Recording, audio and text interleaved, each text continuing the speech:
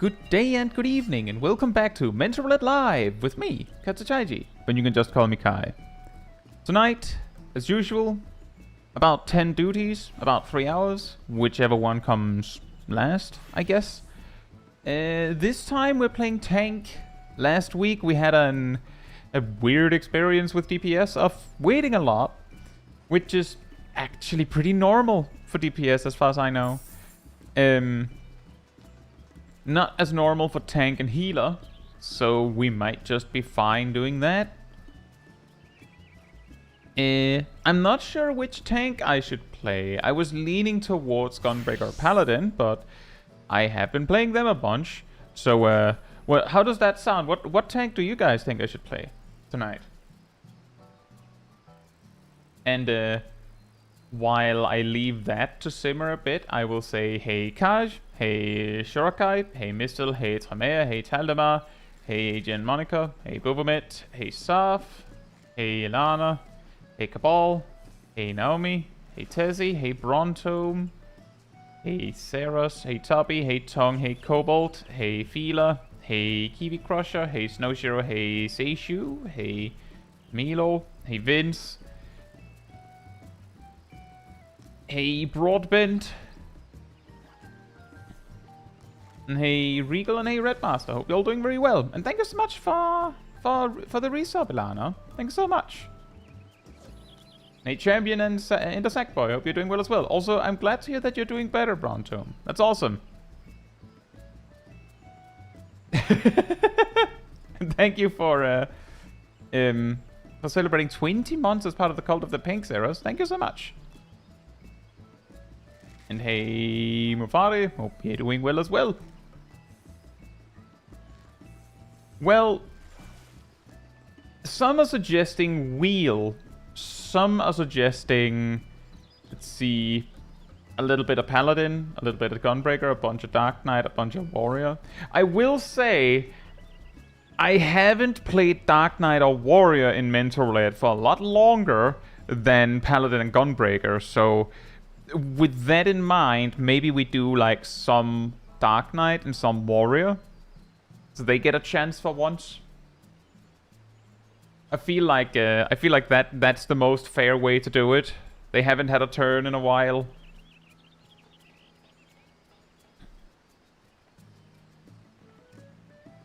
The alphabet roulette. I'll say Rust. Hope you're doing well.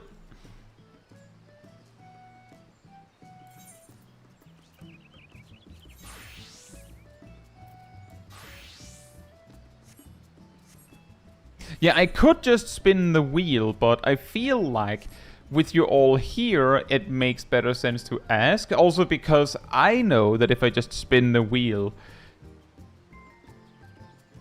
it would have a little bit more of a oh or hey, you know, like the maybe it's the awkward end result, or maybe it's the very, very convenient end result. So I feel like it made more sense to ask. The reason why I didn't post a poll is because that's going to be like, I don't really have a nice setup to do that right now. I haven't actually considered that. Maybe I should look into that.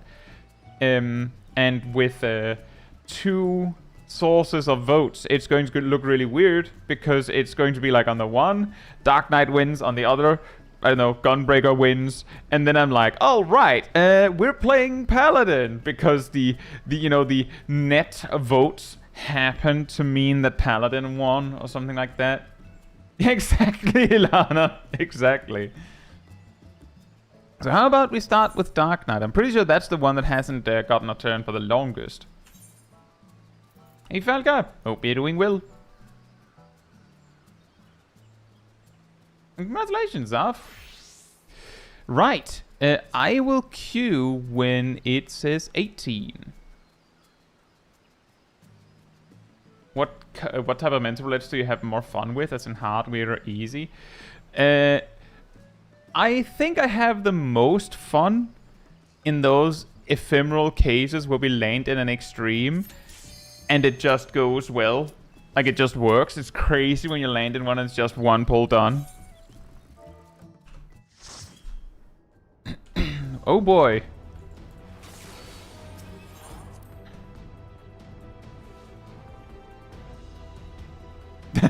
One fear. Well, it does look like we have only like 2/3 of the cutscenes remaining.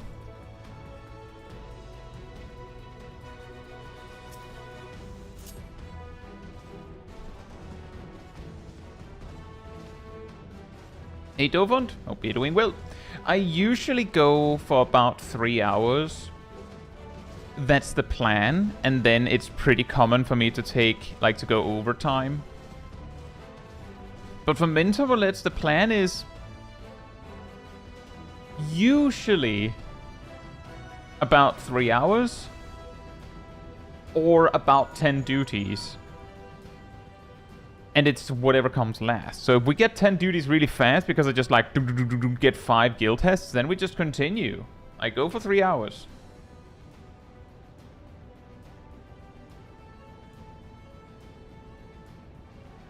So hey Asymmetricon, hope you're doing well. And hey Bob, hope you're doing well as well. Frontum says, I think anything with a chance of pre-50 on tank takes Paladin out personally. Hope we get an update to job progression in the early levels in 8.0. I will say...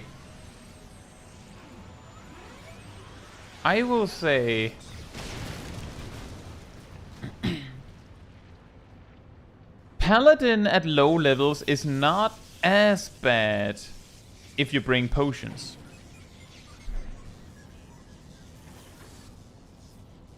I'll say Nox, hope you're doing well.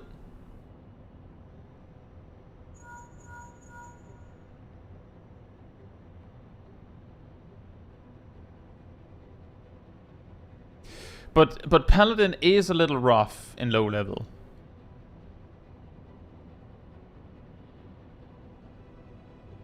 There is something to be said that all 4 tanks don't have that much going on, even at level 50.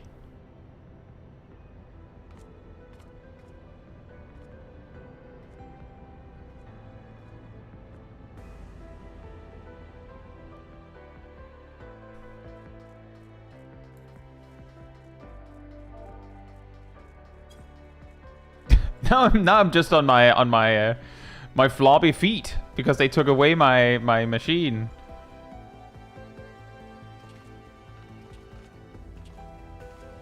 Hey Nopelios, hope you're doing well. Are you talking about below level 50? Or at level 50?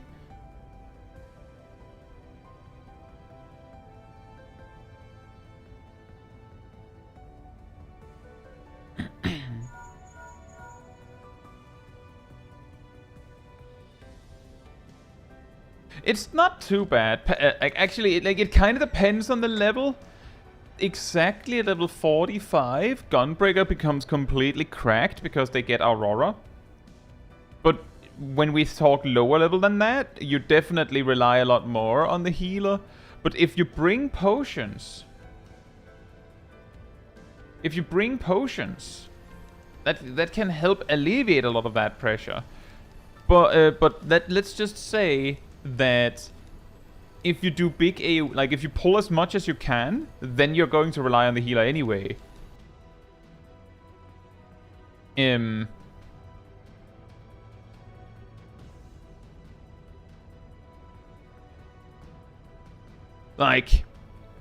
We can even see that in higher level duties when they on occasion let you do enormous pulls.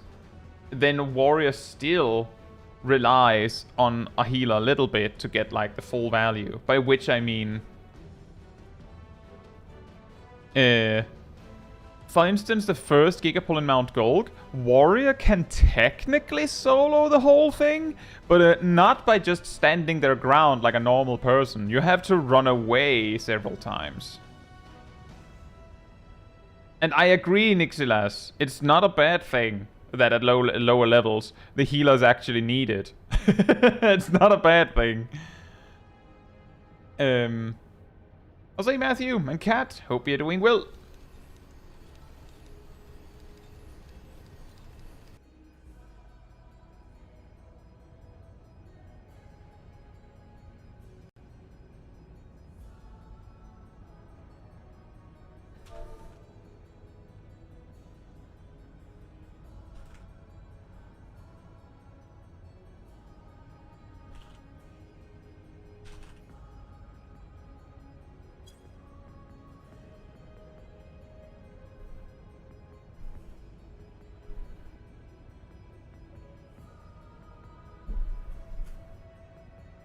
But it's kind of the same for the healers in a way, Nobilius. In a level 100 duty, a healer is way more likely and way more capable of just grabbing a tank by the scruff of their neck and forcing them through the whole duty. Like, technically, the healer can work overtime to make it so that the tank doesn't have to use any defensive cooldowns. There's just no need to, and it usually is more likely to cost your team like some damage. It's not necessarily going to, but it could, while it's a lot easier for the tank to reduce the damage, and rather than healing the flat amounts up again, it's a lot easier to reduce the incoming damage by a percentage. So the tank is just superior at dealing with incoming damage, which makes sense, right? In fact, it should be a bigger, like, eyebrow raise that the healer is capable of carrying the tank so hard that they don't have to use defensive cooldowns, even if it is easier if they do use them. Because the healer is so good at doing their job that the tank doesn't really have to do their job, even though they should be working together, right? It goes both ways.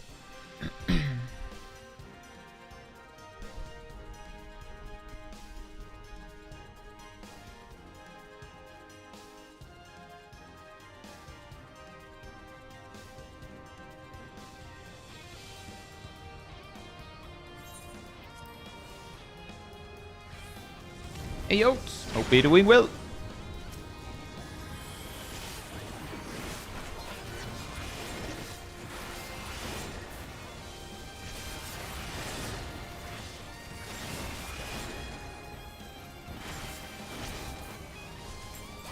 Activate.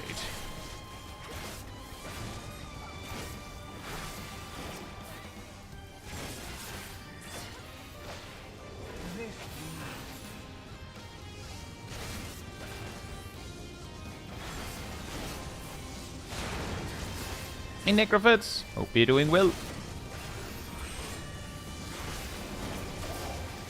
The Bugman Roulette.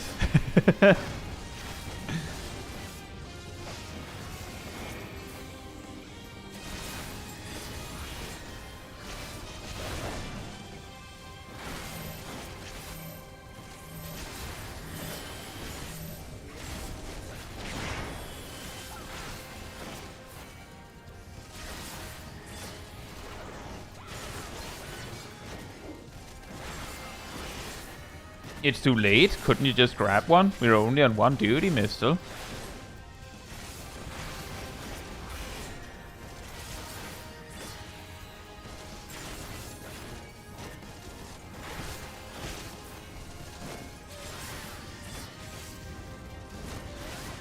Bruh. Me thinking we could save a second. Game said no.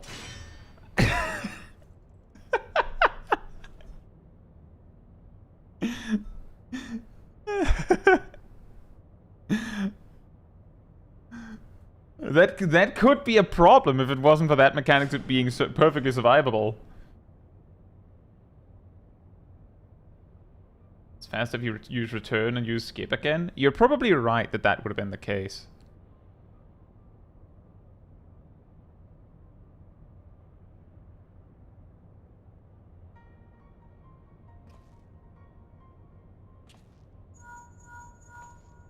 But yeah, it's a classic that as a healer, you can go into a high-level duty, and you could do the same duty twice. The first time you run it, you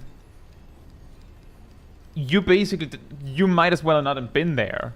The tank just did everything. The only thing you were there for was to, like, pulse an AoE heal every now and then as an OGCD, and that was that. The second time you run it, you spend all of your resources, because the tank isn't really doing anything.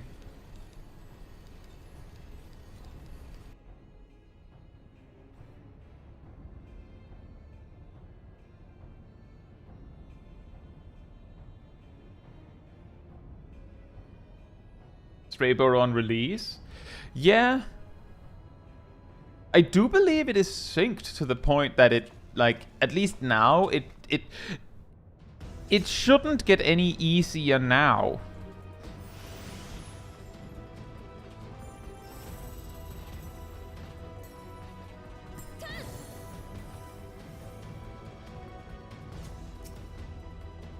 But it was definitely a lot tougher on release. Tender Valley, on the other hand,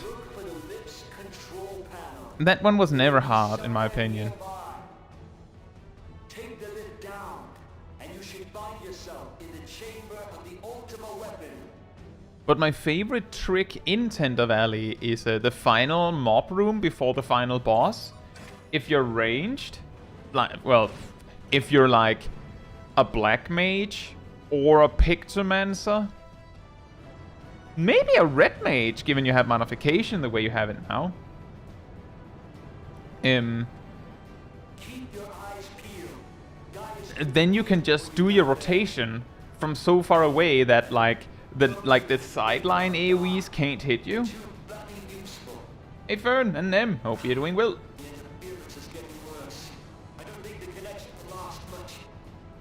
M says I will see people dunking on White Mage but never see Sage. But I don't know why. When you say you never see Sage, do you mean you never see Sages, or you never see people dunking on Sage? Tell me for who. Say Tech, I am indeed. What makes you think that?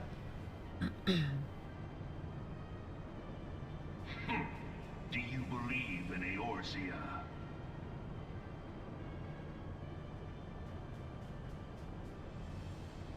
What gave it away? Unity is forged of falsehoods. Its city-states are built on deceit, and its faith is an Say instrument Flems, of hope you're doing deception. well. Never see people talk bad about Sage despite both classes seeming pretty similar in drawbacks. Is to believe No, nope.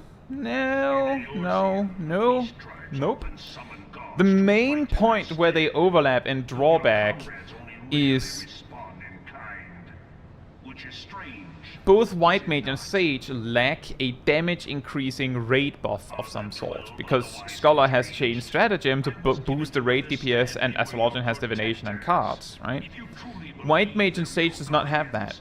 Aside from this, White Mage used to have the disadvantage that it had one less 10% mitigation than Astrologian. Not anymore because of planar indulgence buffs.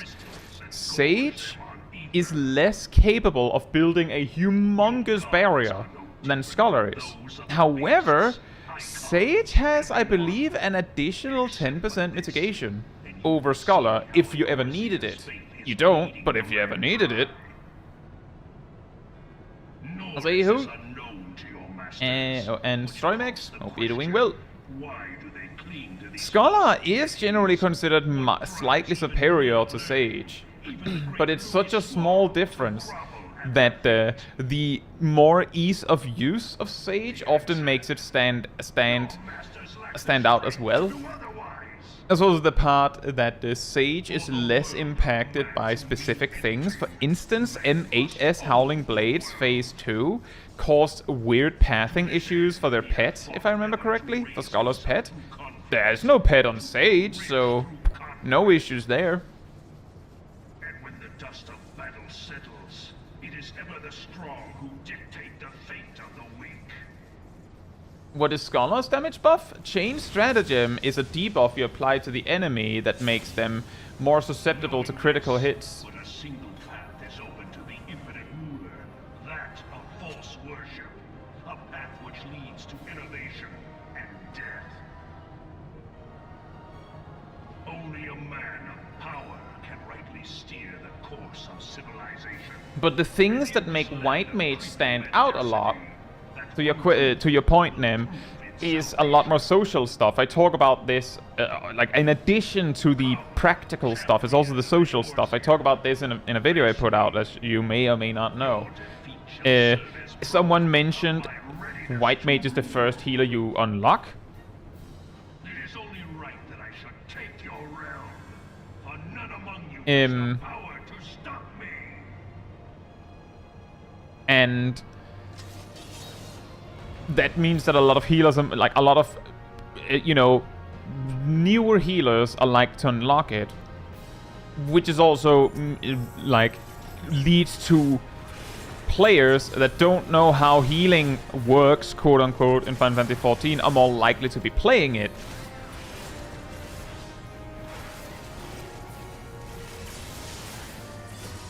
So there's a lot of things. Like, speaking of Caracoli versus Sacred Soil as well, that one is really funny.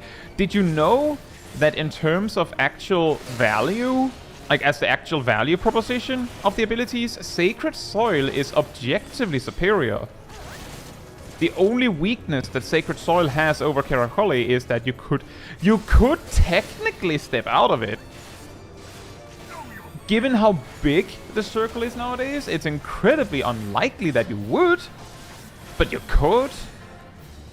But if you don't step out of it, then Caracoli lasts exactly 15 seconds and ticks exactly 5 times. If you don't step out of Sacred Soil, it heals an additional time right when you place it, which means that it actually heals for combined 6 times, which means that it is about 20% better at healing than Caracoli.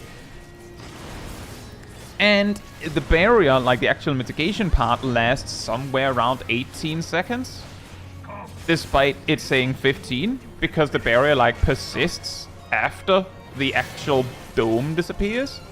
So in a way, Sacred Soil is superior.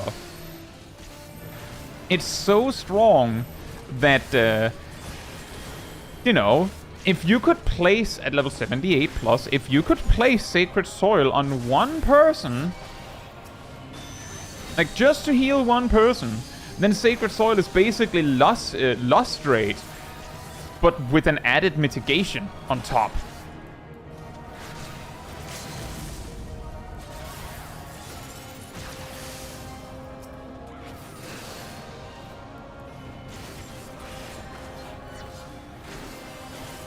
Zaevis and Kraken Mo, hope you're doing well.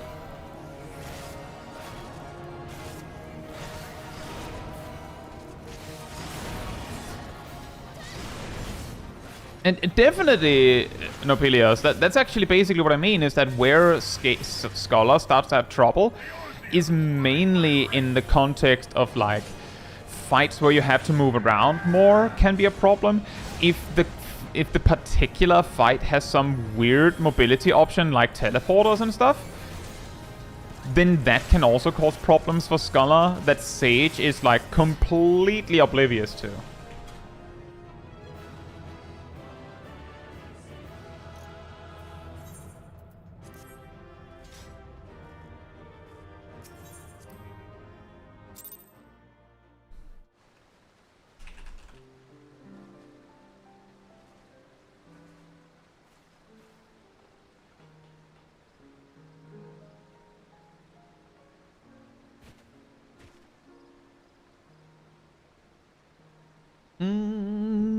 Right, I will queue when it says 55.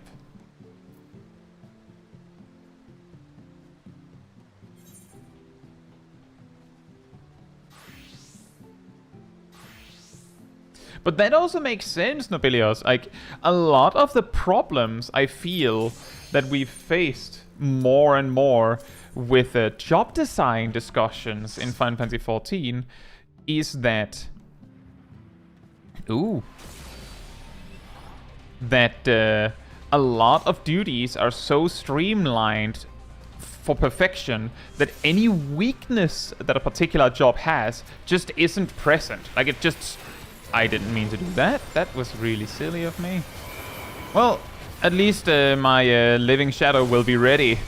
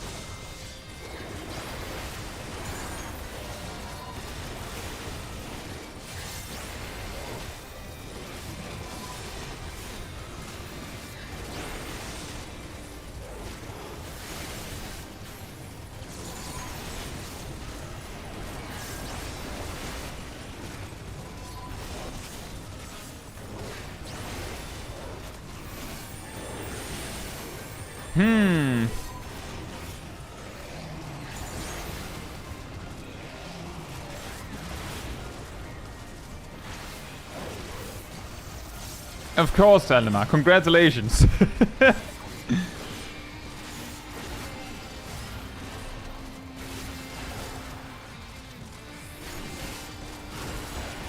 I think this is going to be a long one. You may be wondering what I base this observation on. It is indeed the fact that that pull took over a minute to resolve.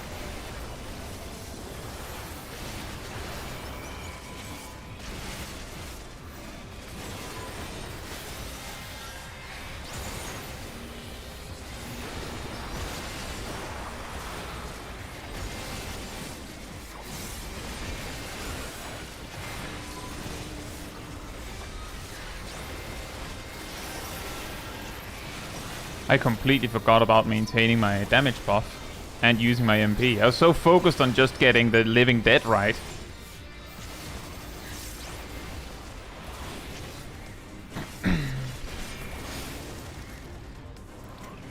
Are you saying the Reaper's not doing much?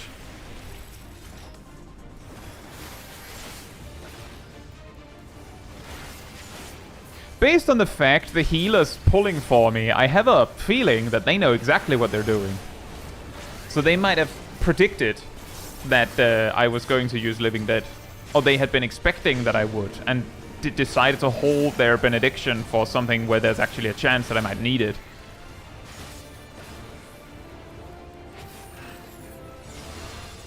Oh boy. Oh boy. Whoops.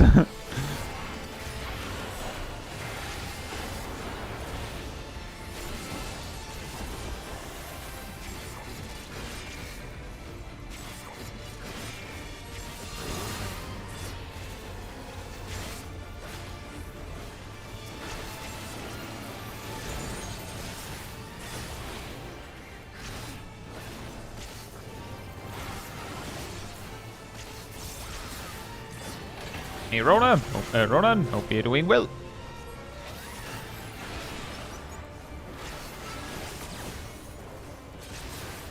Go! Oh, maybe I should have waited until after this. Well, this is gonna look very awkward. Go, Steam! You can do it quickly.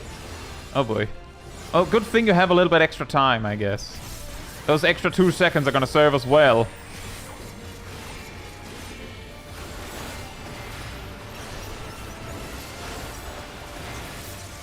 Jose Silva, hope you're doing well. Oh, whoa, whoa. That's not my fault. Did you see how crazy that Reaper was going?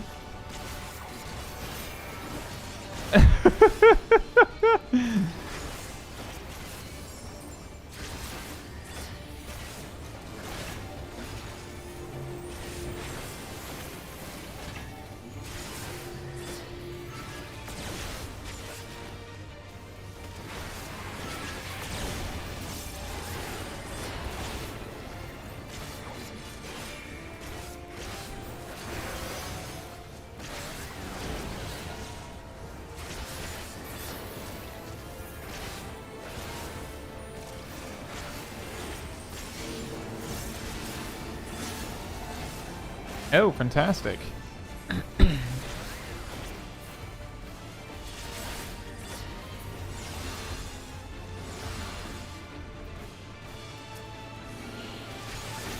Yeah, our healer definitely knows what's up. that rescue. That moment when you as a healer wish you had 2 of them.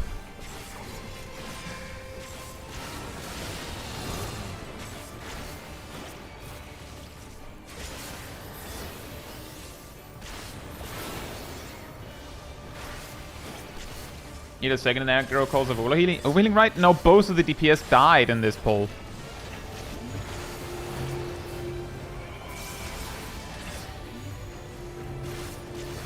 I'll say UNT. Albeit we will.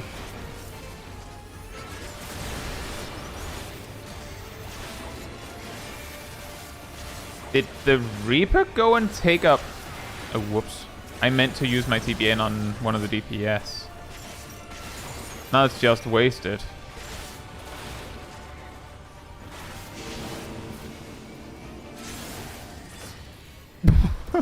Oh boy.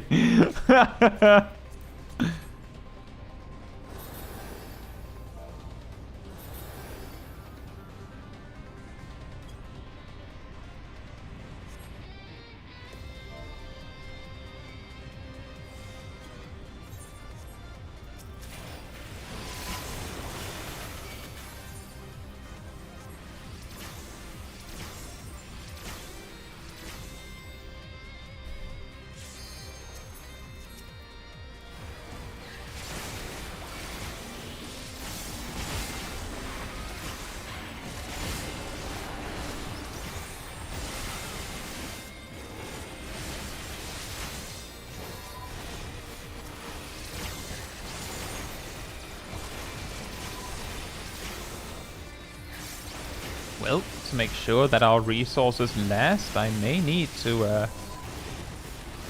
smartly meter out my resources a bit more.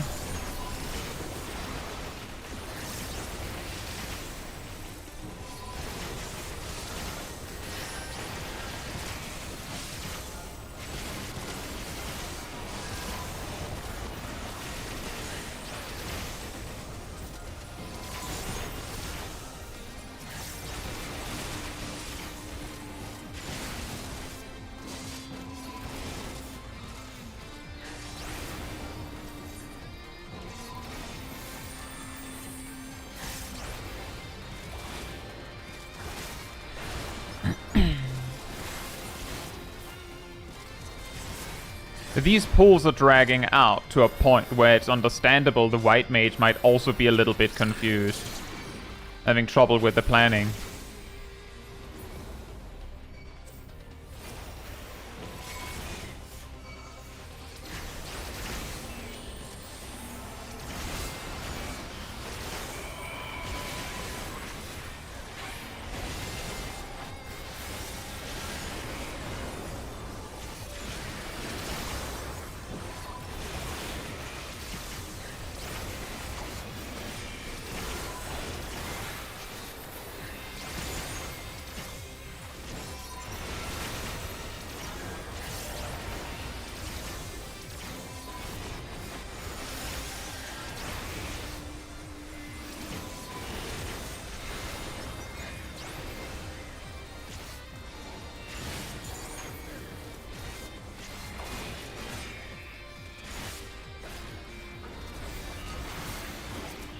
The next pull is a boss, so I don't need to hold anything.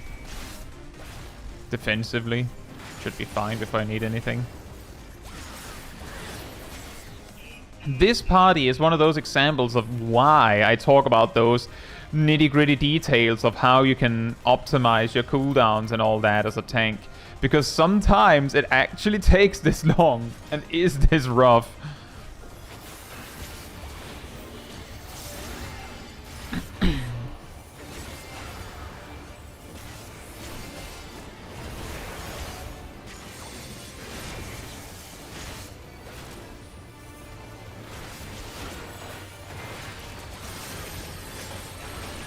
On the bright side, question mark, there's not really any raid buffs to talk about because I don't trust the Reaper to even use them. So I don't need to worry about stockpiling anything.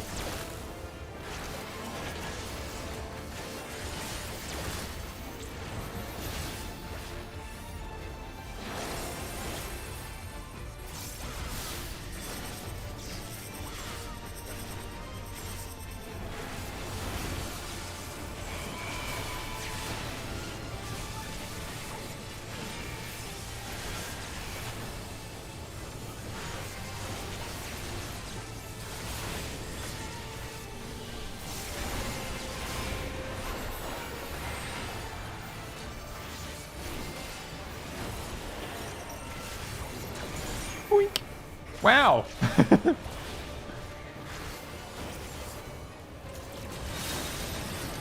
I'll say, Avicuni, hope you're doing well.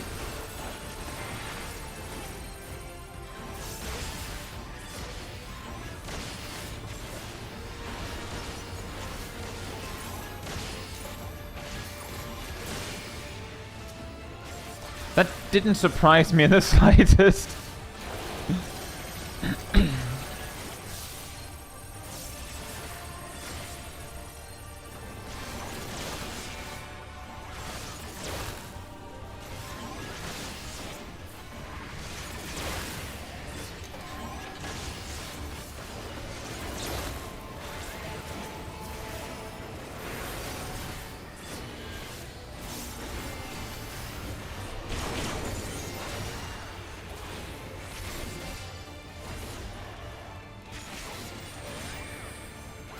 To carry them up pull after the boss. Oh yeah, that's gonna be fun.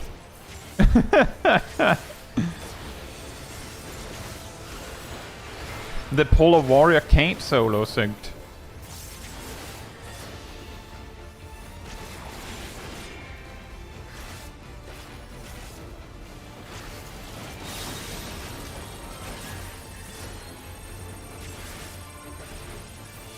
Is this rude to suggest someone watch a guide?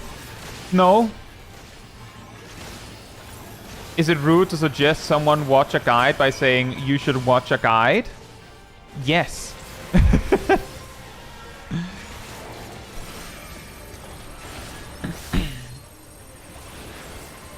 Which is to say, depending on how you say it, it may not be rude. I have a whole video on that specific topic. Why are people ignoring your advice? Something like that.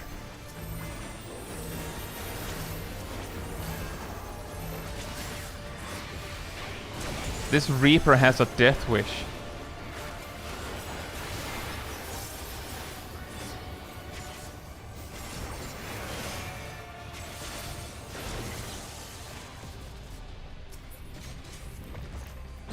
I'm going to assume and trust that the white mage wants me to pull big, so I will not hesitate.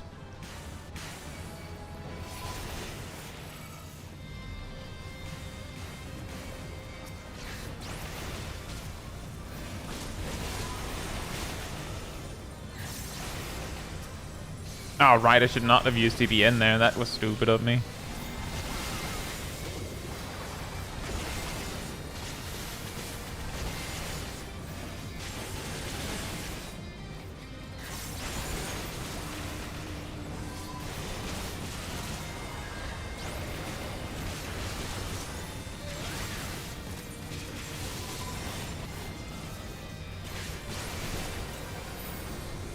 I wanted to use a potion. The game said no. But did you see the reflexes on that benediction? Did you see that? This amazing person.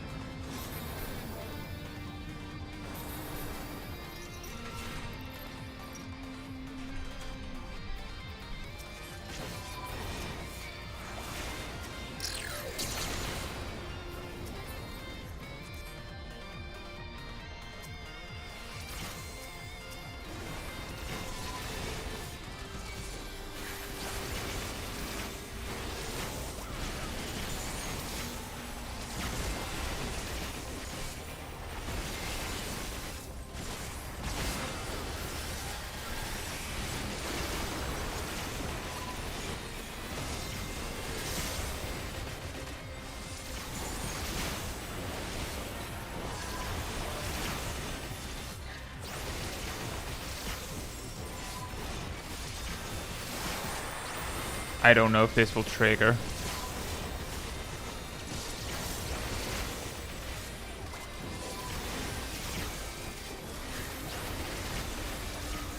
All I'm saying, this white mage. Fantastic. Fantastic work.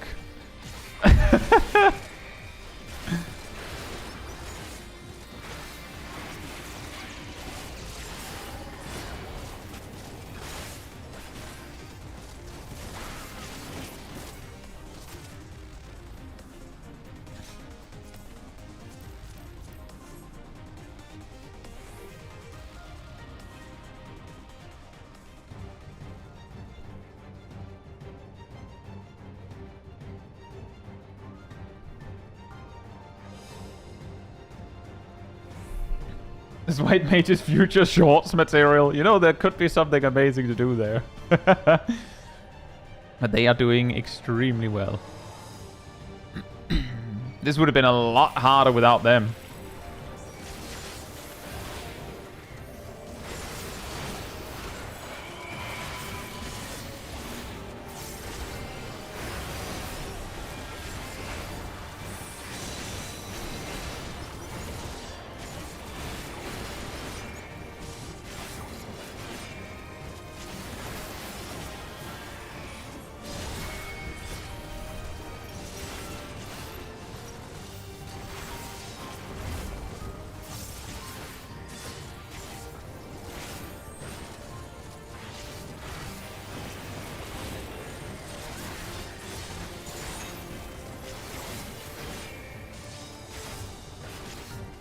I think it is the Reaper's first time, and that they might have skipped the cutscene.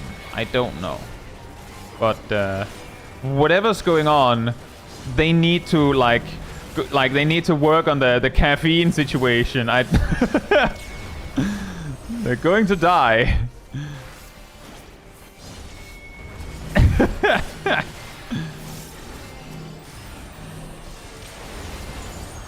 I tried. I really tried.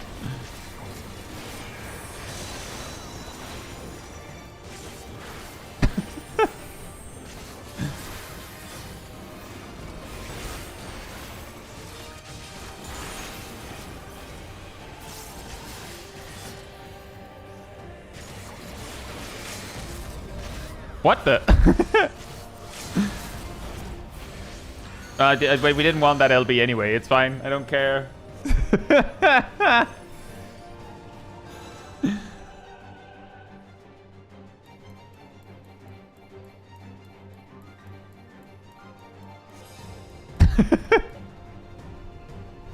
Hey, Jackman. Echelon. Hope you're doing well. They're definitely having a time of their life.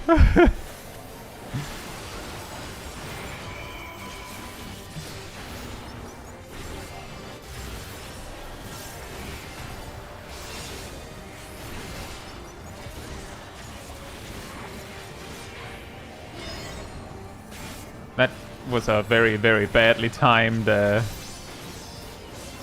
Hey, nice! I got him!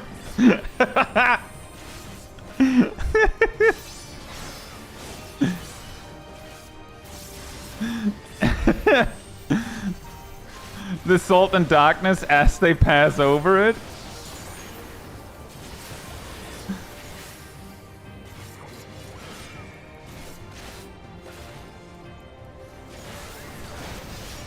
Oof.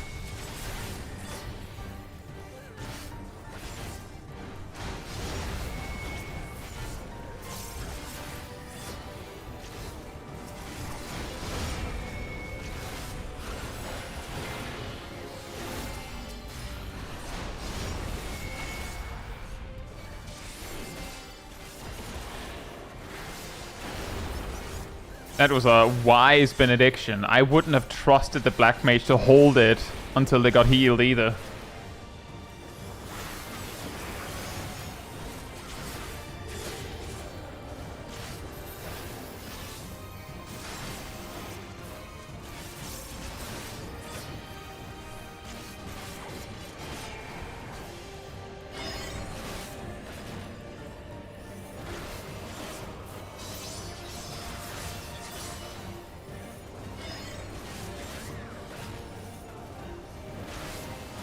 Well, the Reaper's probably dead.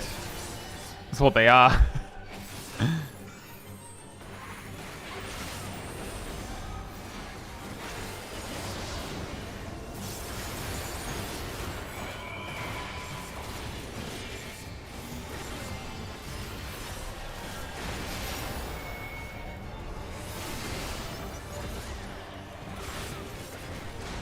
They're getting so excited that they are sprinting out into the wall and just taking out. They attacked immediately on respawn. That's not much you can do there.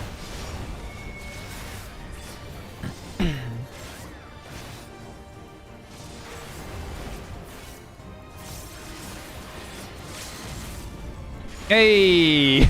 We have another LP. Oh man.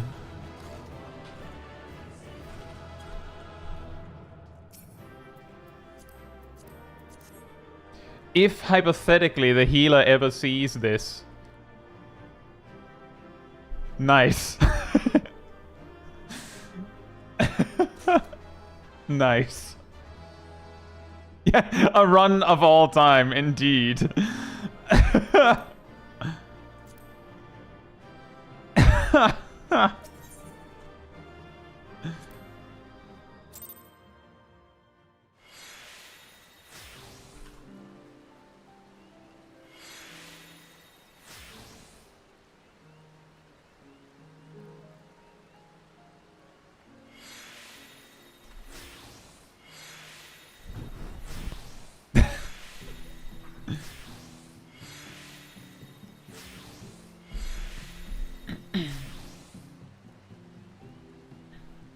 Necrofit says the Reaper literally used nothing but single target filler.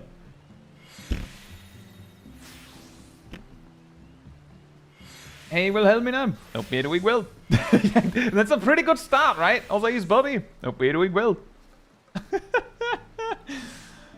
Wow, and Diaz Musenpal. Smells of level skip. It might, however, I'm gonna stop you right there. I have known players, like genuinely, that played like almost like that. The best way I can put it is when you play through like an RPG for the first time. Not like a party turn-based one and all that, but you know, like maybe like an adventure game. You can beat the whole game by just using the basic attack and dodging.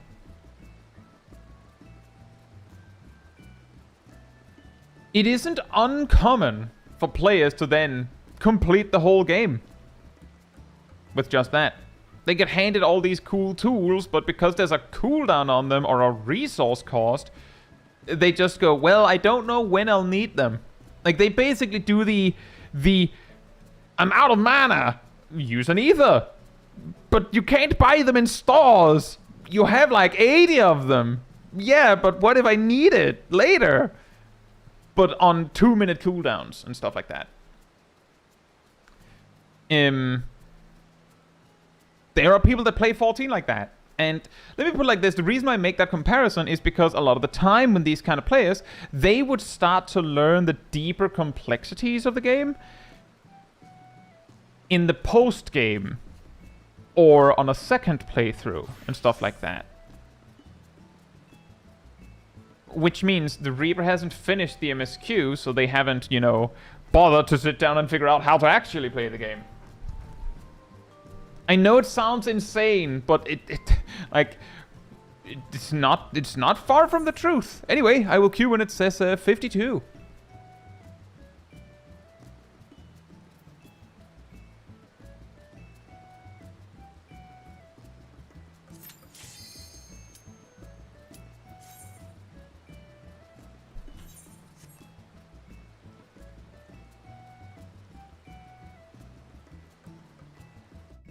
It's what the Reaper's character would do. It's tonight. Day just Dark Knight Day. We're doing Dark Knight, and then a bit later we will do some Warrior as well. We're starting with some Dark Knight because I feel like it works better when we do like a set of one job instead of just back and forth all the time.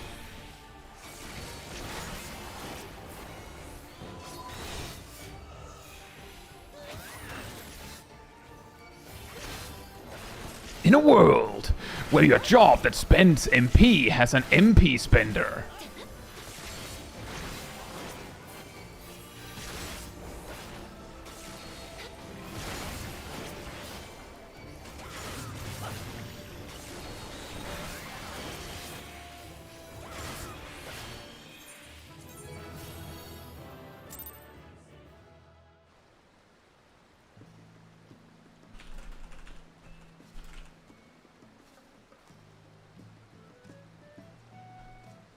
The reason why I mash my tank stance there is because it generates AoE enmity.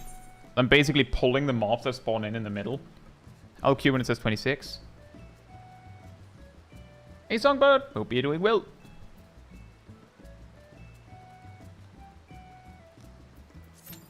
I feel like, Kiwi, that I wouldn't destroy you.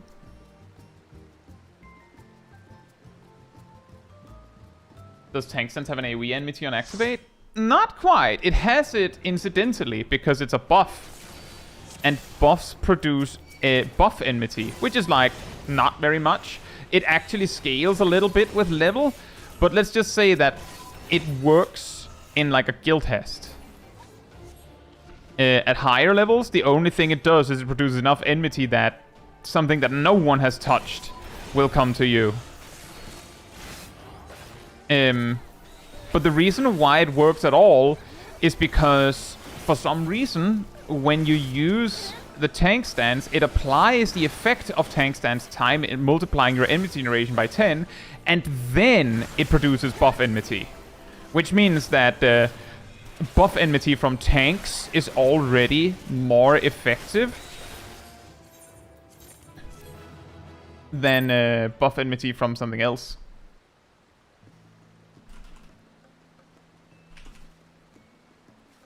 I'll queue when it says 55.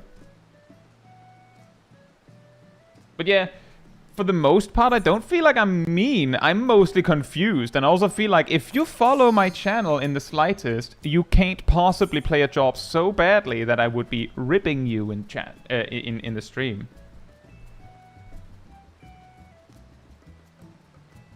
If button replacement were implemented on Dragoon combo, would it feel too different?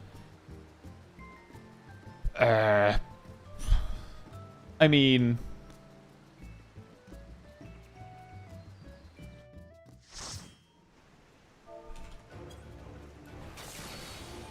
maybe not?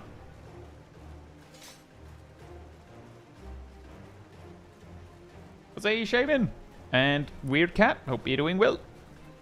And I'm glad to hear that. It is quite something to change your... change to playing with an MMO mouse. Oh, it seems our thaumaturge knows me.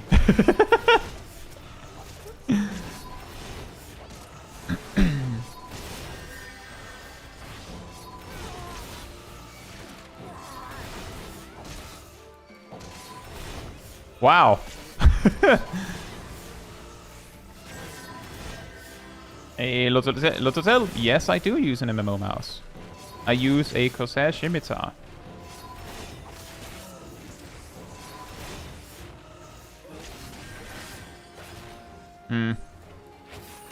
It'll take longer to drag it if I stun it. Mouse wheel still screwed? Yeah, kinda.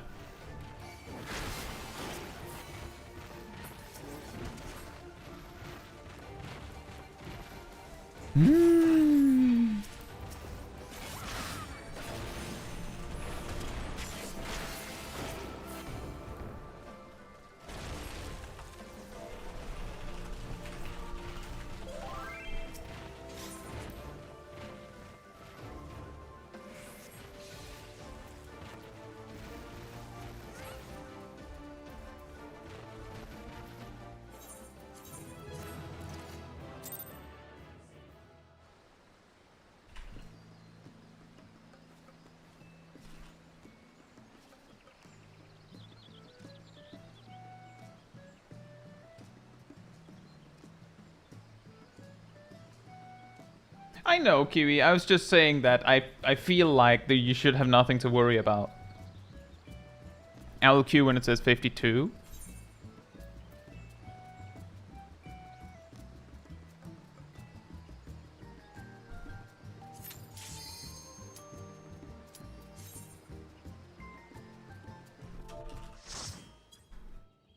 Oh boy.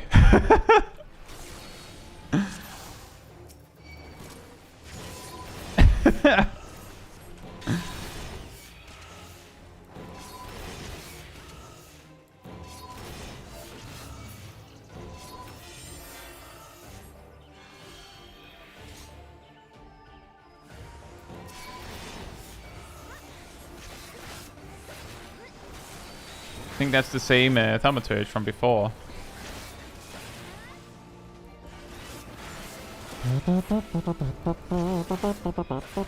Sure, stand in the poison. It doesn't hurt at all. Take it up with my healer.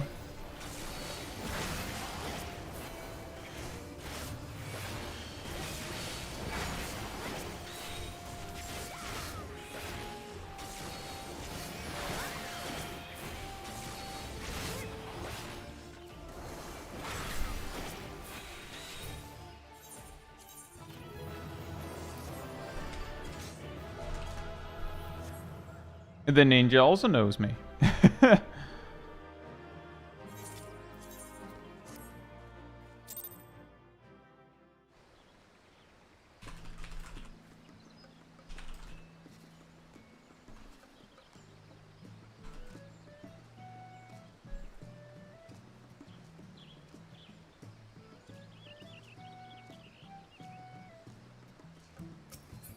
Songbird says, one thing I've been thinking about is that when jobs are streamlined during jobs changes, is some of that to try and account for console players so they aren't just locked out of some jobs?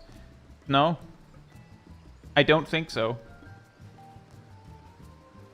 Them reducing the amount of buttons certain jobs might need might be a general thing, because 3 hotbars, 36 buttons, is really pushing it for like keyboard players already. I believe console players are closer to like... It's pretty common that I see 4 crossbars. Or rather... 3? No. 3 crossbars? Which I guess is... I don't know. Is that 32 or 48 buttons? Or how many is it? But... let's just... Yeah, 32 buttons is what matters. Which again is like around the point they want. We could actually see that in Endwalker when they split Fleeting and forked Raiju on Ninja. They smushed Phantom Kamaitachi in under Bungeon to keep the button count the same, which is approximately that.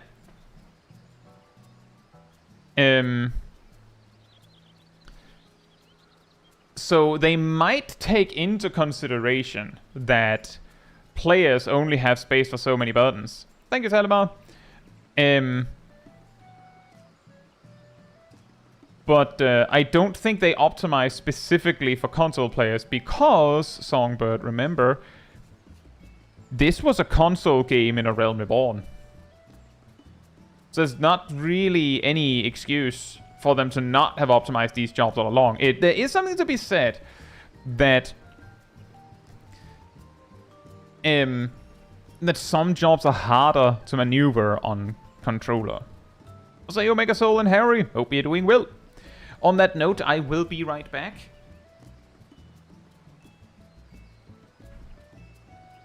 In the meantime, Manatee restored.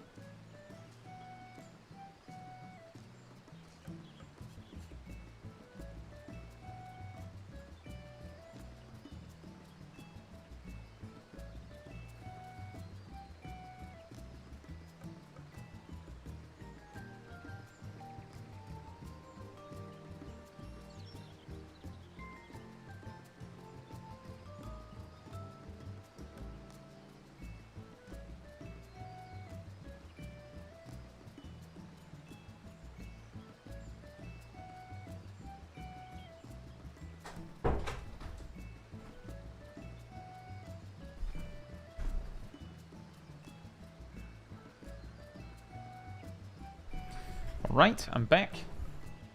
My suggestion, Harry, is if there's a particular healer that stands out to you, try that one. I do think that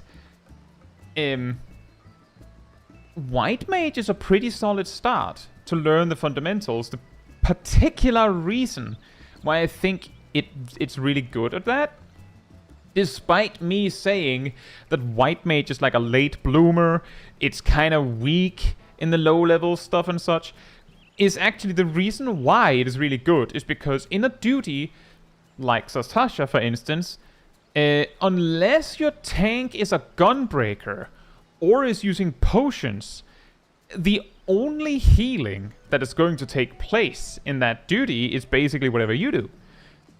And because the only healing that you can do is Cure 1 and Medica 1, it means you get very well acquainted with how that works. You get very well acquainted with how impactful your heals are, which is an extremely valuable ability to have and understanding to have when you get to higher levels where it actually matters that you're using your cooldowns efficiently and smartly.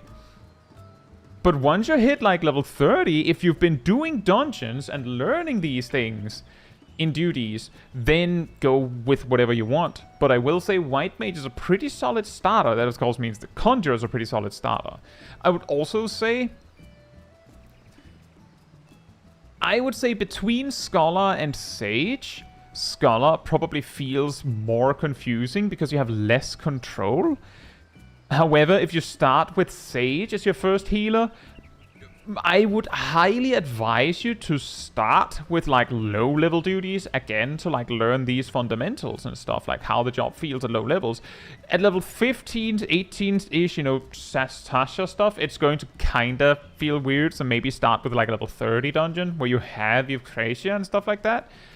But I would say whichever healer you pick, start, like if it's your first healer, even though the healer starts at a higher level, start with low duties.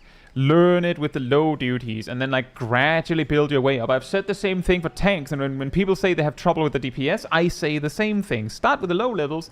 Some jobs get really janky at low levels. Doesn't matter. You learn the fundamentals there. You learn the absolute basics. Like even something like Viper could make sense to start learning in something like Brave Locks Longstop, because there they have their full 1-2-3 combo, for instance. Even like level 50 duties, where they have both their single target and AoE filler completed. And then like a level 60 duty, so that they have like OGSD stuff, and then level 70 they get Vicewinder. Level 80 they have more Vicewinder stuff, and level 90 they have Reawaken, but like you wouldn't have the choice to choose that. Viper can learn on Sastasha, but you can learn every job by doing this to some degree. Like just gradually work your way up. That would be my advice. But I would suggest for starting as a healer, start with Conjurer when you hit level 30. If you've leveled it with dungeons primarily, then you should have like some ground, like understanding, some basic understanding of the role at large. And then you could like hop on to a different healer. But again, I will recommend if you start with Sage, for instance, work your way up to level 70. Act as if you have to unlock being level 70. Like not like you have to like level it to level 70 literally, but like gradually move your way up to prove to yourself that you can. That would be my advice. And yeah, that's also part of the possible problem, Liam, is that if you play Scholar and your tanks are good, then sometimes your pet can just do the healing that is needed. And then suddenly you hit a level or a duty where your group isn't as good, and then suddenly it's a problem.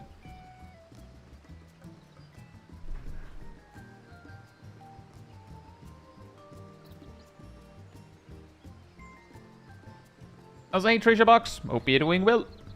I think it's been a bit. Anyway, I will queue when it says 35.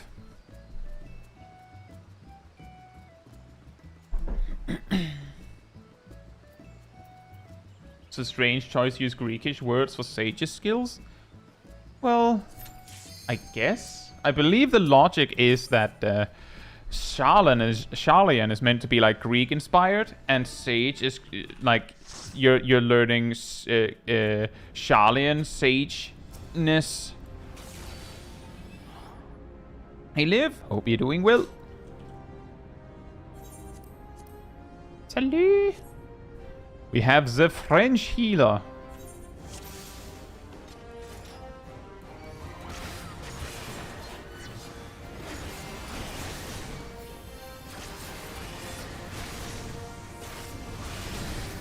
Well, hey, at least we will definitely get the 10 duties when we get like an intermission of this many guild tests, right?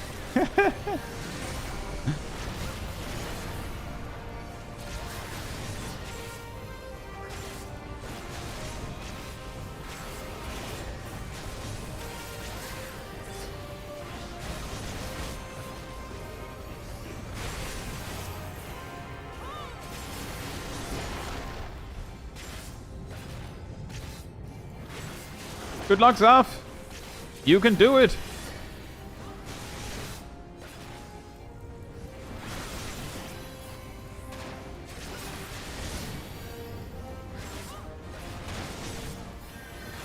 Why does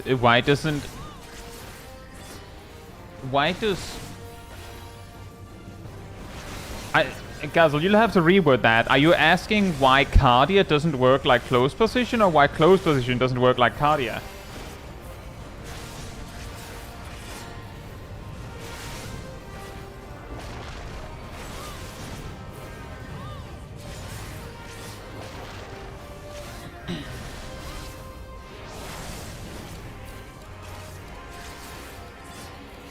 The healer spamming physic? Oh, that's why this is taking so long. Why doesn't close position work like Cardia? I think it's because they want you.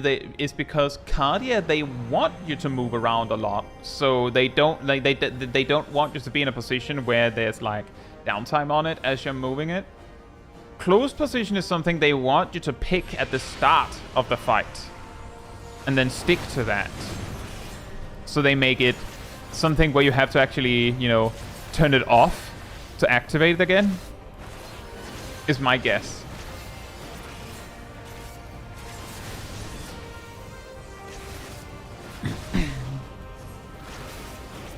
In a world where your healer is attacking.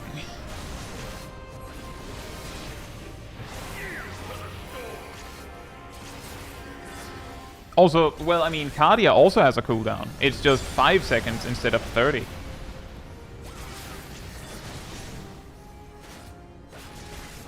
You know, something that I just wanted to highlight here is that the equipment that the Scholar has means that they have at least cleared some part of Pandemonium. They have a level 90 character. That helmet is from Pandemonium. Yeah, probably not Scholar, but look at this. If you had like you have done Pandemonium, this wouldn't fly in Pandemonium. Like what I'm saying when I point out that players have higher level jobs is usually not that oh, because they're that level, they should be that level of skill with that job. It's more like, if you're that high level, you should know the fundamentals, right? You should know the basic stuff, at least. Right? I'll say zip zap. Hope you're doing well.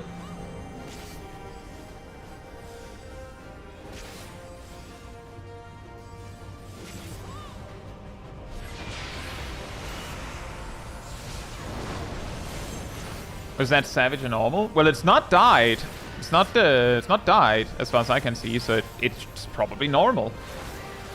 But for me, it's genuinely not like I'm like, oh, you're that high level, you should know how to play the game super well. I'm more thinking, how did you reach level 90 with anything? Anything!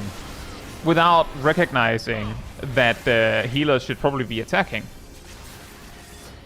Because either this person hit level 90 with a healer, in which case, yikes. Yikes. Or they hit level 90 with a DPS or a tank job, and have seen plenty of healers that were attacking, right? Duty support? Maybe Bradley, but they have an item from a raid that they can't do duty support. They could be bored or new to healing. That is actually probably a much more likely scenario. I'm just saying. I've said it many times before.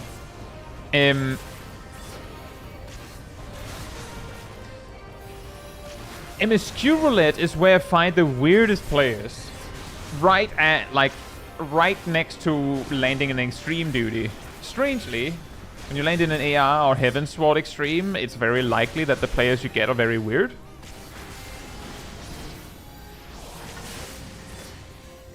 And there can be many reasons for it. The primary one that I've heard is the players that level jobs through MSQ Roulette just want like some easy, quick XP so they can gradually level these jobs without learning them too much because they don't actually care.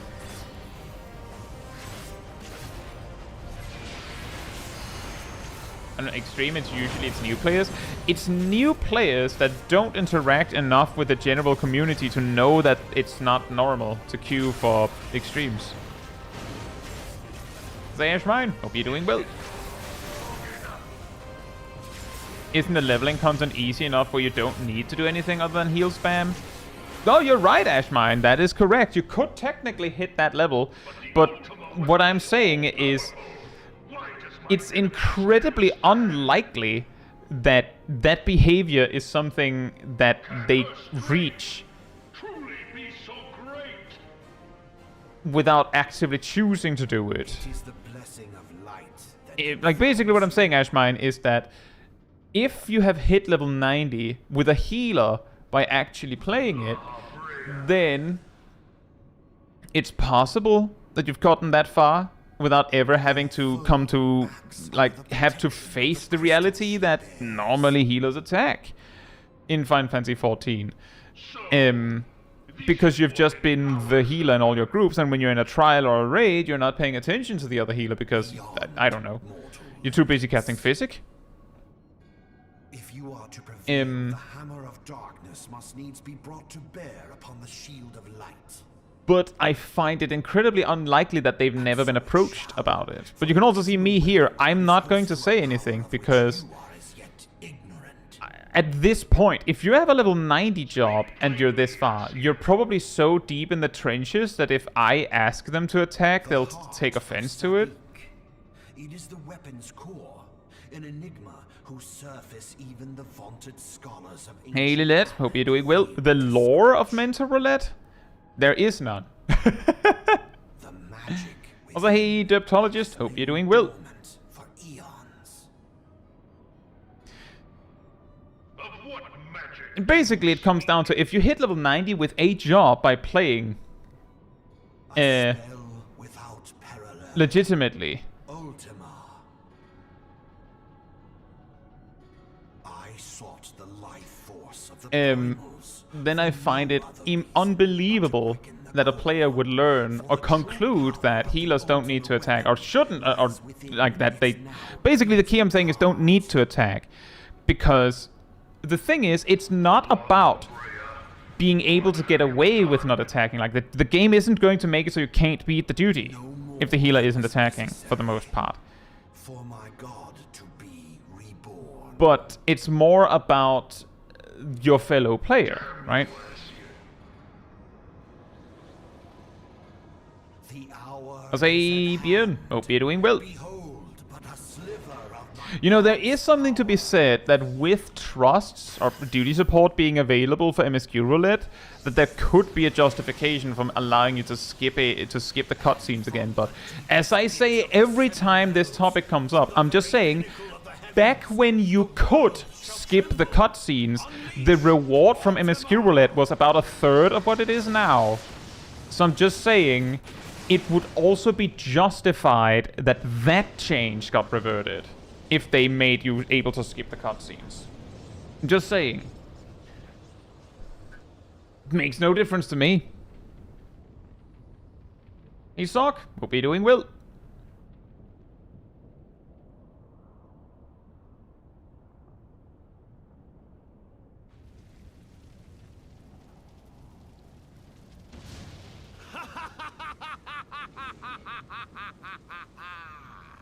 Such devastation. Hey, Shaq. Hope you're doing well. Was not my intention.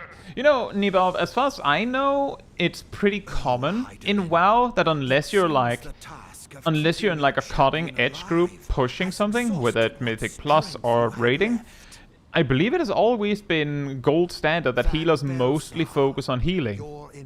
This in WoW mainly comes down to the simple fact that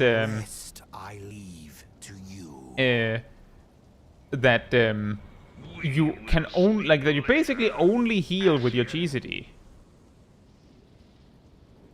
But first, I must deal with you. Which means that you can't, you know, attack with one hand and heal with the other like you can in 14.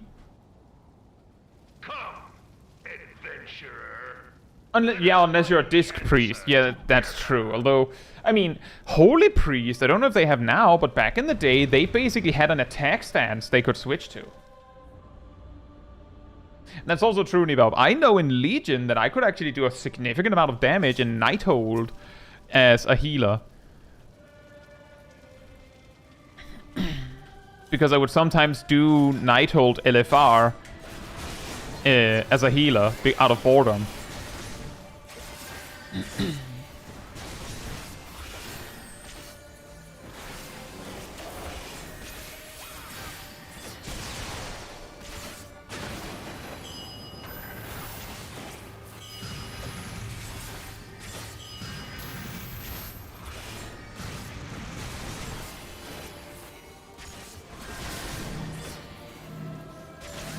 And that's also a good point, Ashmine. And that is also something that I have mentioned in my healer design video for 14.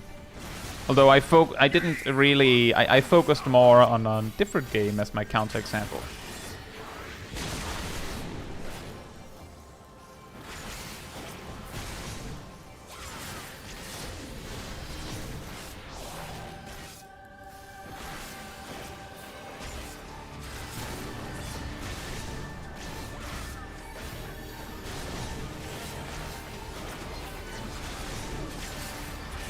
In a world where people are working together.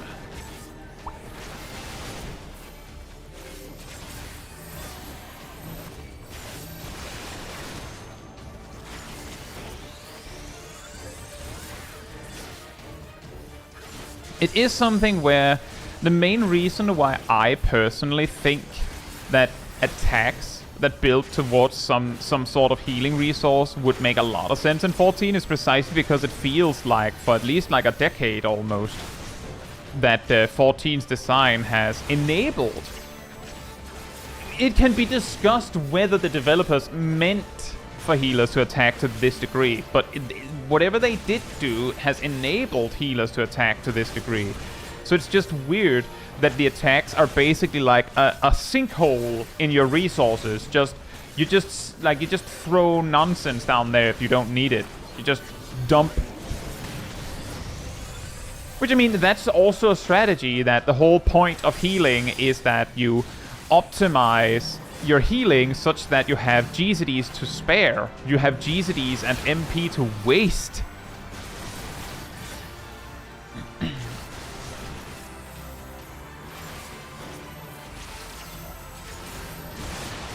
Like, that is technically a way you can view it. I just feel like it would make sense if the attacks that you're basically asked to use gave you something defensively. Hey Jeff, hope you're doing well. We've ended on Snaking Frog.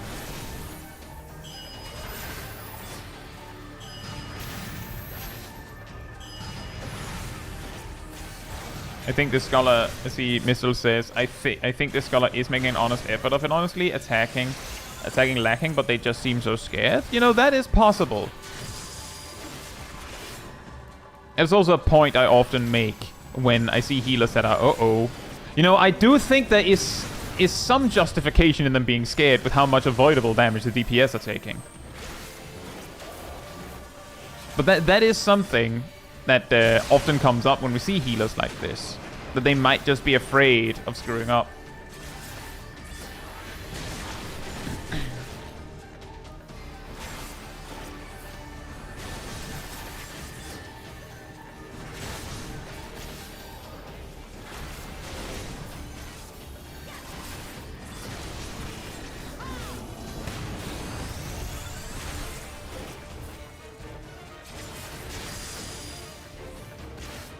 Say Reggie who? Hope you're doing well.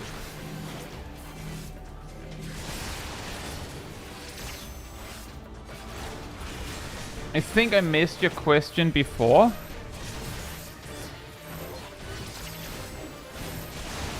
Should I focus on just... Oh, right, you were asking about Samurai and Ninja. I didn't see what you asked. I'm very sorry.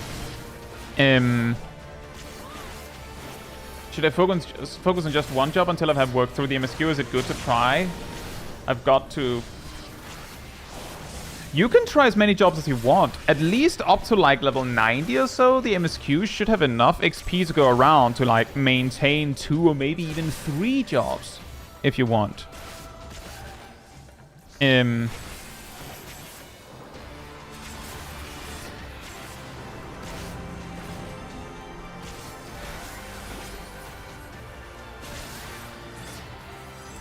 I'm getting worried that we're not gonna make this.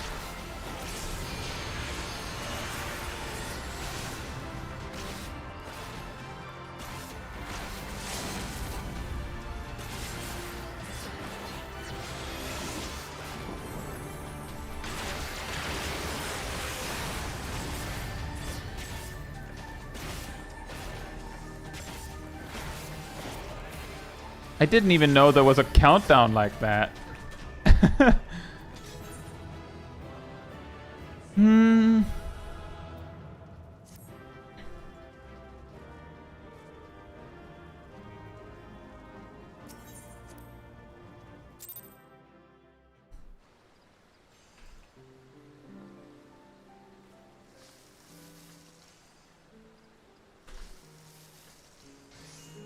Hey, Stainless. Hope you're doing well.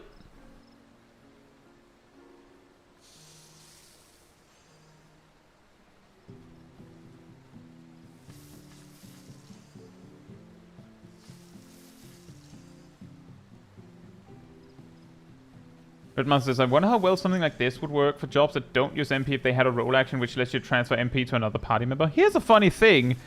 Mages used to have that. As Gazel says, Mana Shift used to exist. LQ when it says 46.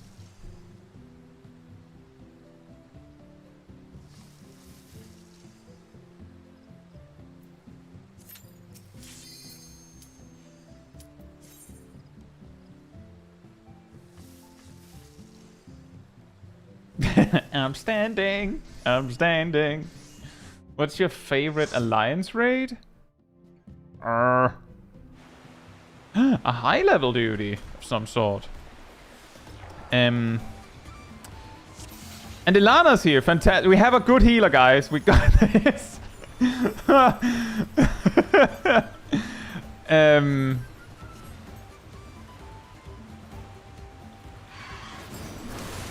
Which is my favorite alliance raid?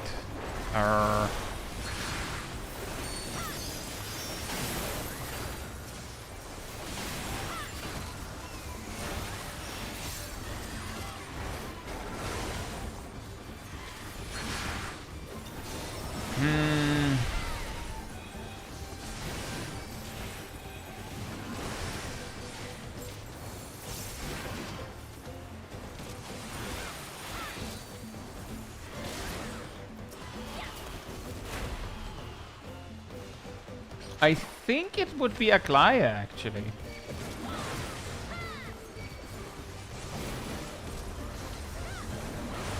Unfortunately, it's just not the same with all the gear creep.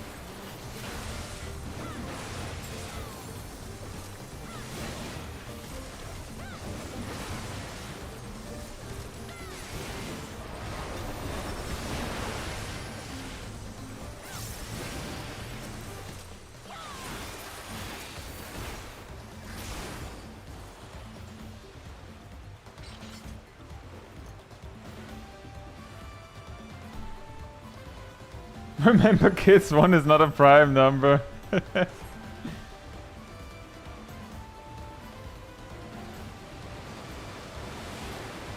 Puppets Bunker, Bond Monastery, Lighthouse, Dunskate. It's a lot of good ones. But Aglaia was amazing when it was new.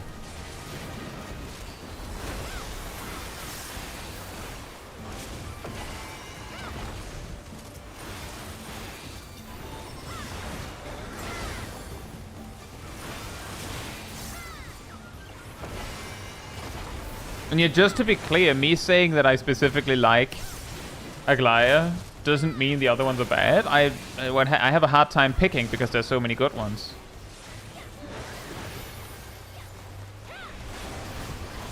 In my opinion.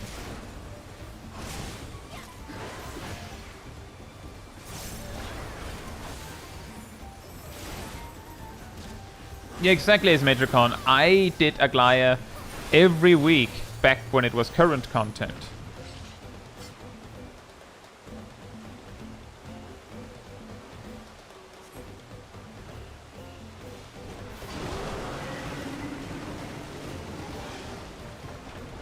Do you think they should do a hard mode version for previous expansions for actual New Game Plus? That is an interesting idea.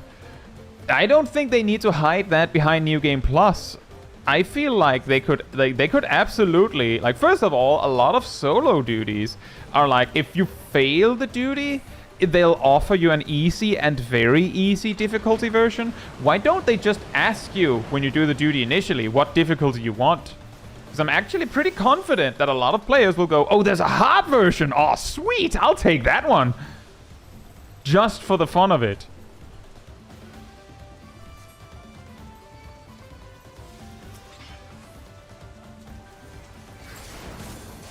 And yes, I guess speedrunners would be like, ah, fantastic, then I don't have to wipe once to access the difficulty I actually wanted.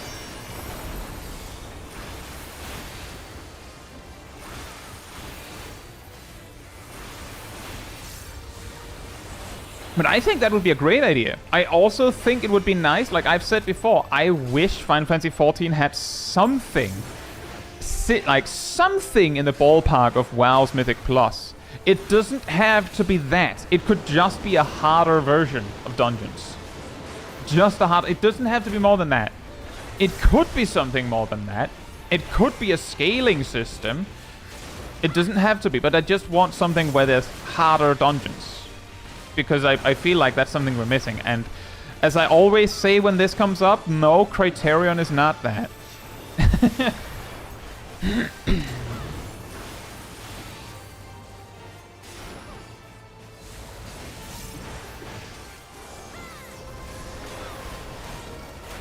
What's your favorite alliance raid you did day one?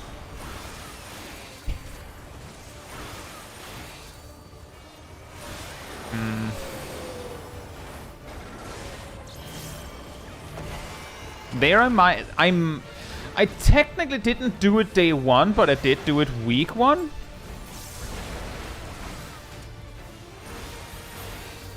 But it might be Puppet's Bunker.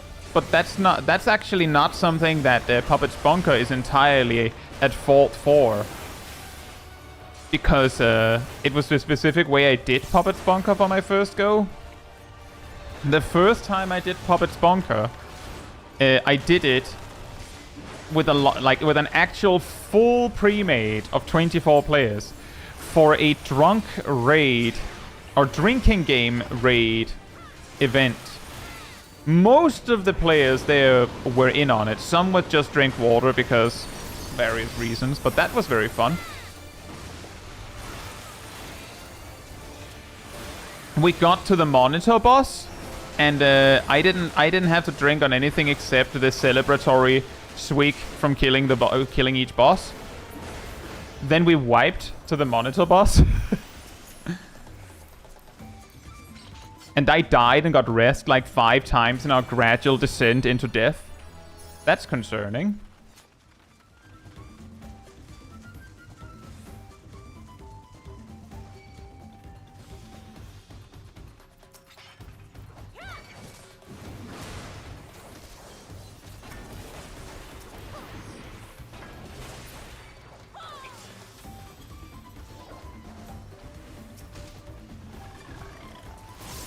Also, hey Pone, hope you're doing well.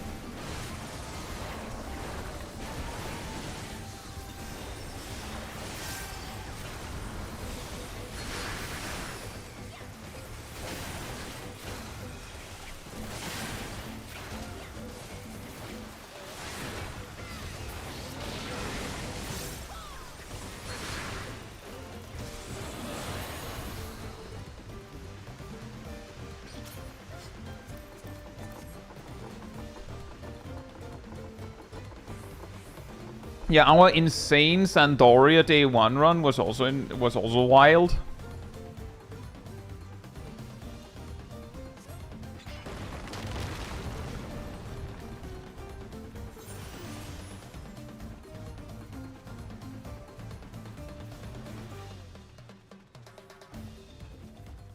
What is Criterion dungeons then? They're not that. Basically, they are technically dungeons insofar that someone has indeed deemed that they're dungeons, but they're dungeons just as much as jellyfish are fish.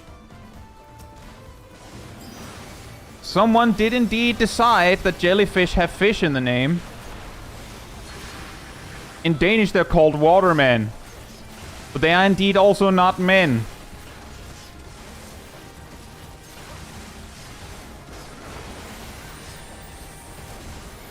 Criterions are more like 4-man raids. In my opinion.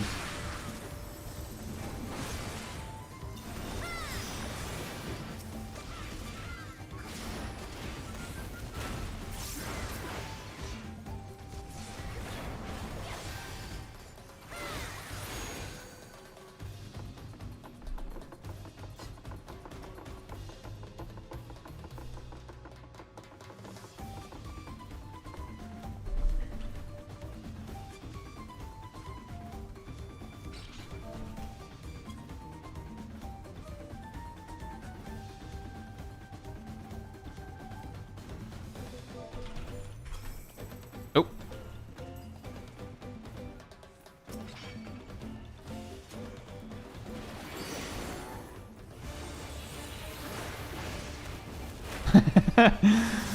Oh yeah, that is true. Living Liquid is a waterman.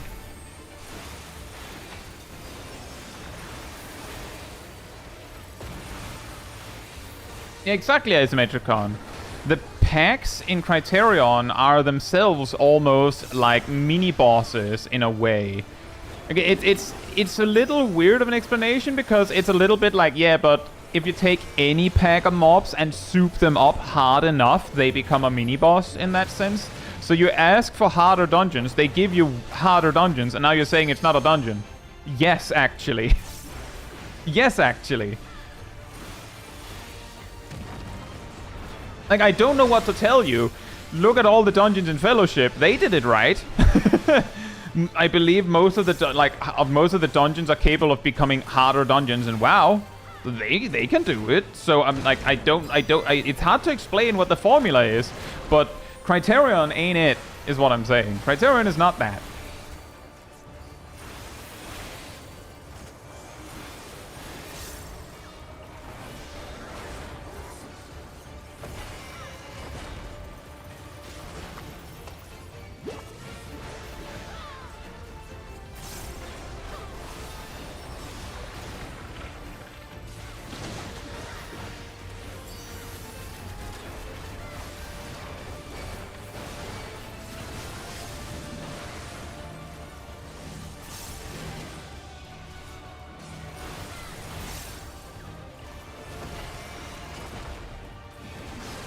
Their goons rotation is a bit of a disaster? Well, that does explain why I suddenly have Dance Partner.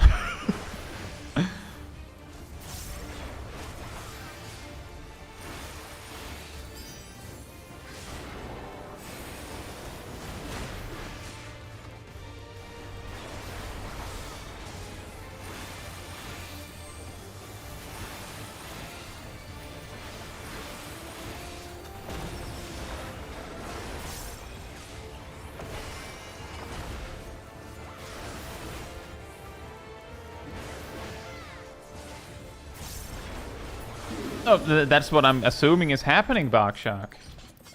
If you, as the dancer, have the ability to tell that the other DPS isn't performing as well as they need to justify having Dance Partner on them, then move it.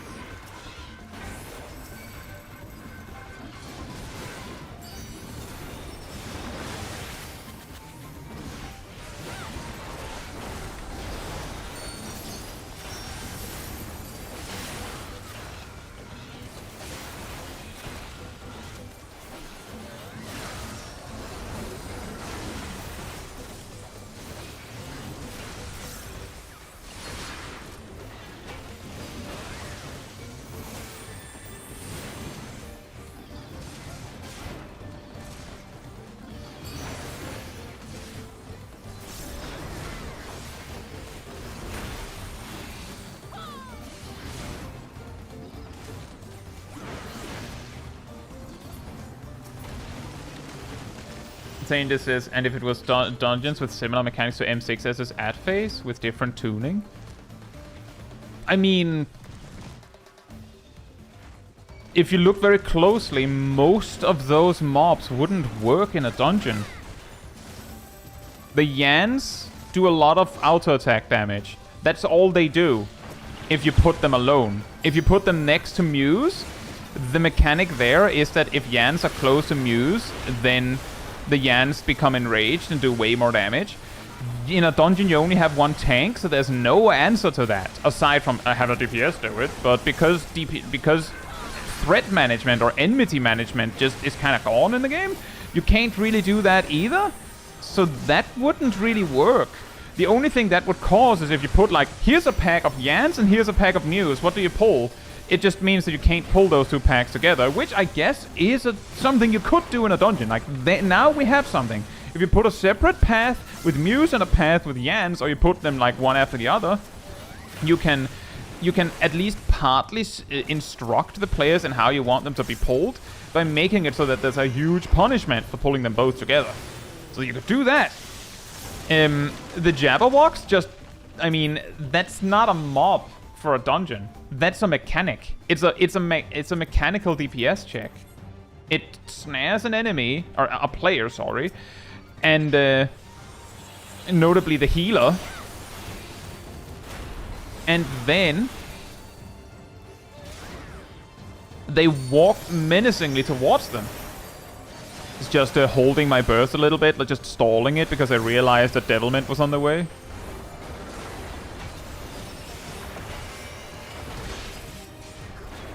When you have the option, right? Could see technical steps starting.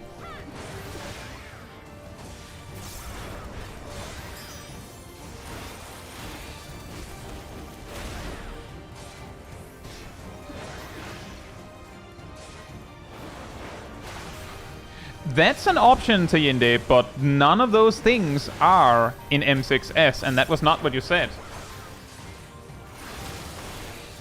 Like, if you, like, what you're saying now has nothing to, is a result of how you solve the M6S fight.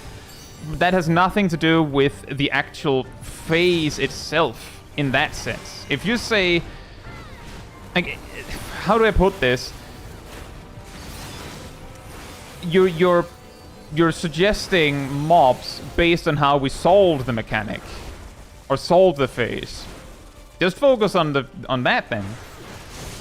Or at least you could have said it and included the cleave priority bit when you said it. Because when you suggest M6S, what do you think the person that is listening thinks that you mean?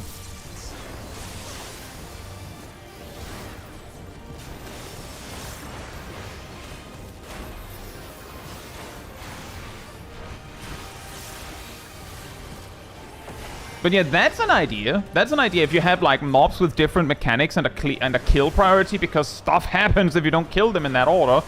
Or like if you don't kill a specific mob at a specific pace, like that's something you can do.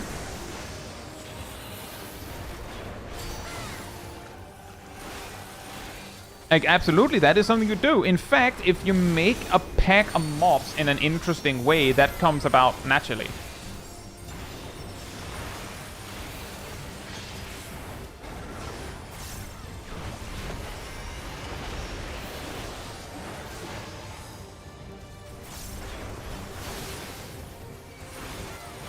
No worries, Yinde. I'm sorry, but I was a little harsh there as well. I'm sorry about that.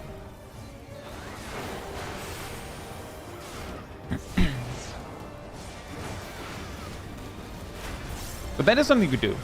For instance, you could have a mob that doesn't really attack. Oops. Ow. It just jumps around and oops. And steals your healer's MP.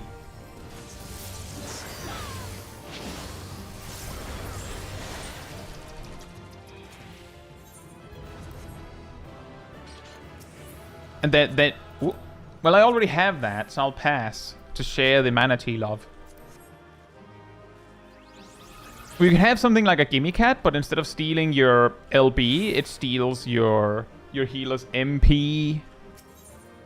It could also just be like jumping around while maintaining a debuff on the tank that makes them take double damage.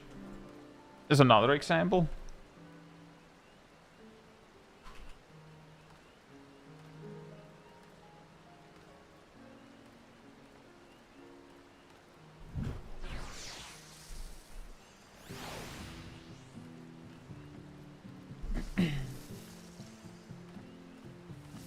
But yeah, basically, a harder dungeon doesn't mean that every pull is a mini-boss. And every boss is essentially a raid boss again. A harder dungeon means... Take, for instance, the dungeon you just did. We take Ihikatumu. Just straight up. The final boss, as is, except it does each mechanic... It takes 10-20% less to do each mechanic. Like, it goes, you know, about 25% faster. Cast times are then shortened to boot. The boss has more HP. Its auto attacks do more damage. Getting hit by mechanics hurts more, but it doesn't put like a physical vuln on you that makes it so that if you get hit twice, you die. They might even just not have vuln stacks such that you don't get the like a few strikes and then you're out. The attacks just do enough damage as they are that you don't want to get hit. They could reduce the amount of telegraphs they show you, more, you know, visual tells on the boss, on the spell, all those things that you do see in Savage and Extreme. There's a lot you can do, and it all starts with make the boss faster and make the boss hit harder. You don't have to make it like these like dance boss fights where you have to stand exactly there and then exactly there and then you have to run around the rosy 90 degrees exactly or you die. Because that's not what a dungeon is.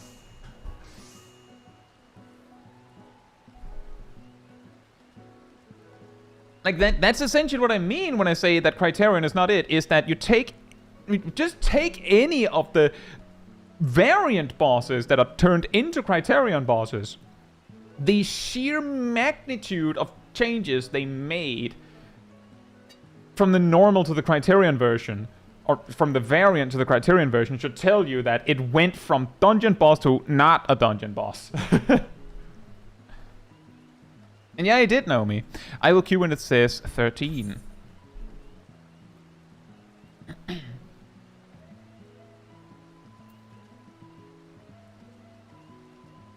Exactly, Tayinde. Like, basically, imagine what you think of when you think a dungeon boss in Final Fantasy XIV. I want that, but harder. Also, Ilya. And Buckshark and Seraph. I think I might have missed others as well. Hope you're all doing very well.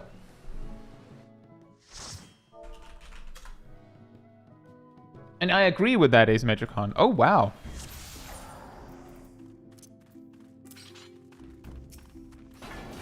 That Extreme trials back in the day felt a lot more like they just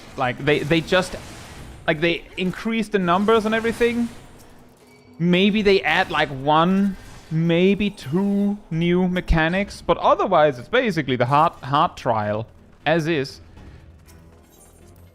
And then maybe they have an additional phase. Take Ifrit, for instance. It's actually a pretty good example. Ifrit... Ifrit has a 1 nail, I believe. And a 4 nail, or something like that, on hard. Might be 2 and then 4. Can't quite remember. On extreme, it has 4, then 8, I believe, and then like 12, with an extra big one at the end. And then on top of that, breaking the nails is a lot more punishing. Like, it actually hurts more. There's an extra big one in the last round. And then there's the chain mechanic. The fire breath applies a stacking debuff that requires you to eventually tank switch. Searing Wind exists. But it's not that much more than the hard version.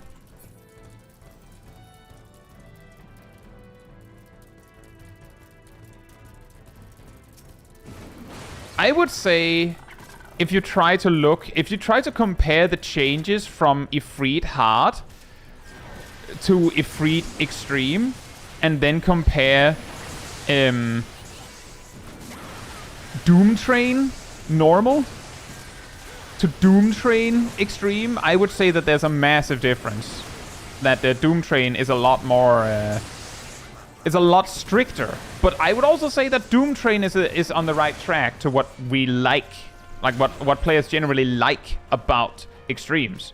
So I'm not gonna be like, it's not good enough. I actually think Doomtrain Extreme is an extremely well-made fight.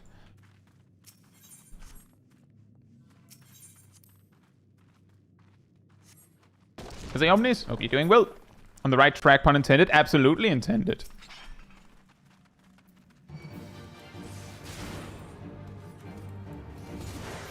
Arcveld is also a good example, yeah. In fact, Arcveld Normal is also a pretty solid idea. A more challenging trial, just in general. But they give you all those potions to make it, like, it's a lot closer to the extreme version because you have all those outs. And then the extreme version just is punishing enough, like, more punishing enough that out is less helpful.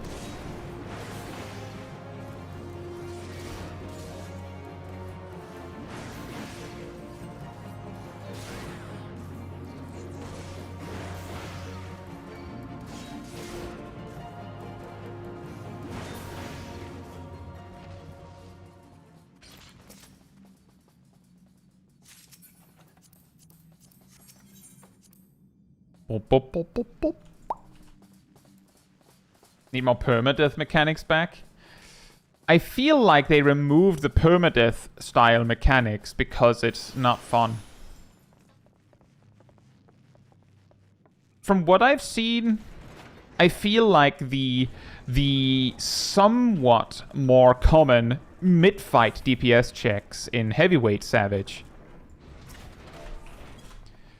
is a better version, because the permadeath stuff, I didn't make it. That one will probably come back. Actually, I don't care if it comes back. We don't need that one. Apparently the samurai really wants that one.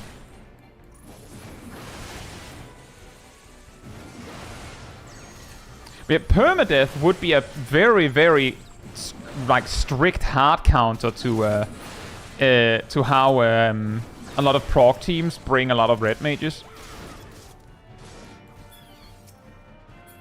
Like, it would be like the nuclear option to saying, no, actually you can't res.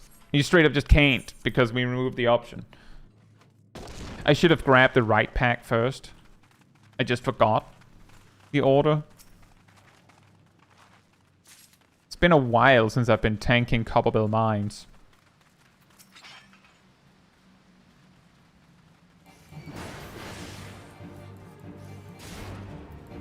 Rest tokens is also a good way to do it.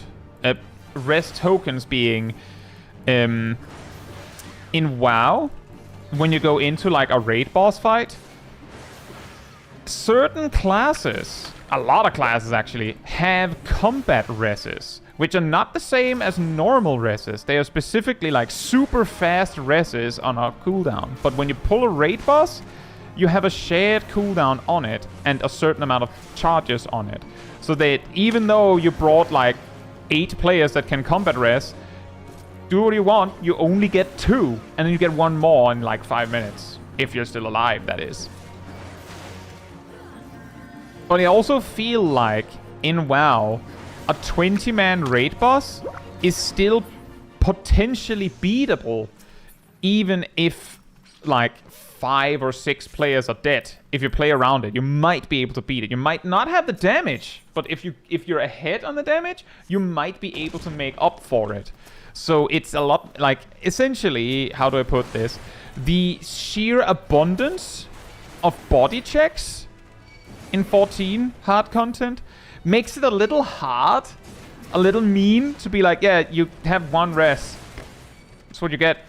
That's all you can have. Because it's like, yeah, but what if I need more than one?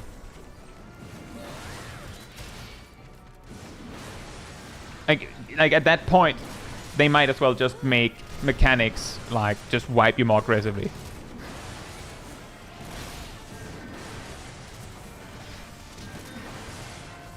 Exactly, as Metricon says, the boss fights in WoW are designed to accommodate that.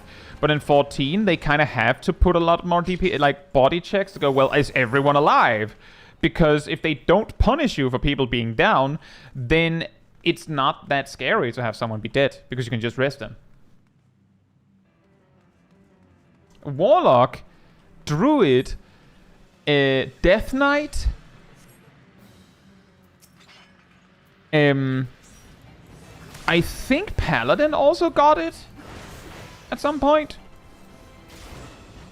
And technically Shaman is able to rest themselves as a special cooldown. And I think that one is not limited. You get one in a fight, but you get one as a Shaman.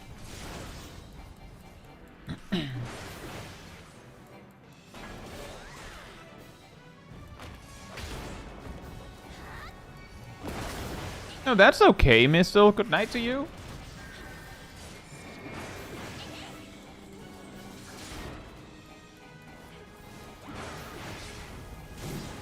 That's also a good point, Nibov, that the worst players will just, like, the rich get richer kind of style. That the worst players will die early in the fight, and so not get very much experience with the later mechanics. So they will die more, which will then mean that they will die more, which means they will die more. So that it's not all, like, sunshine and rainbows. Absolutely not. I will queue when it says 28. But it is something to talk about, I would say at least. What housing district is this? Let me see if I can check this while I'm in that. Ward 29, plot 36, Lavender Beds on Chaos Louisoix.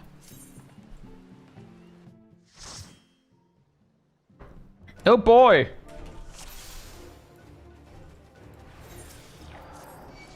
Back to guild hests. We're doing a bit of a cleanup of guild hests, as you can see. Destroy everything. Destroy everything. I'm just gonna pull all the things except the boss so that we can clean that first.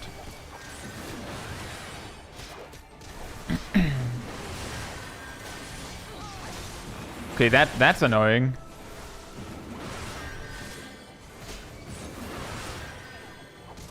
That's really annoying. The two healers just able to completely nullify my damage.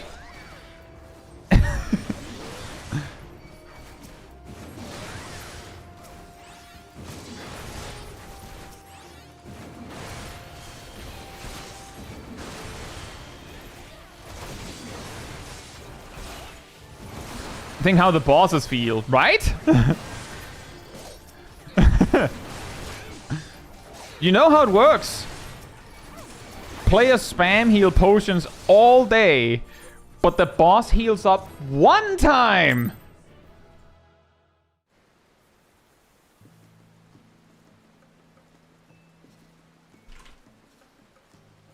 I'll queue when it says 8.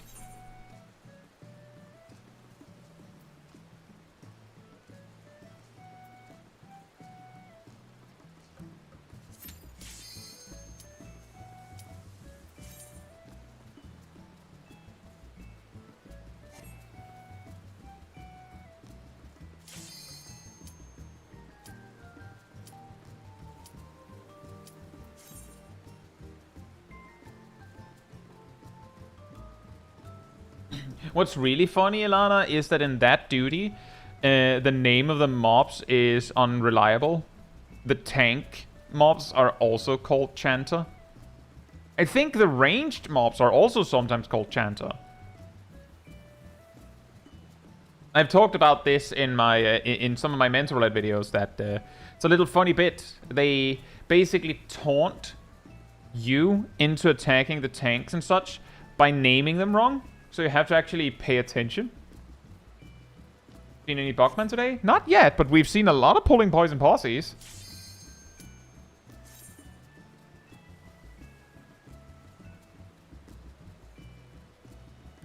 It's called Tank Buster, not Healer Buster. They make a new mechanic. They don't call it like a special name. They straight up call it Healer Buster. They don't have a mark or anything appear. The boss casts it, and then one of the healers just splats, just 300,000 damage.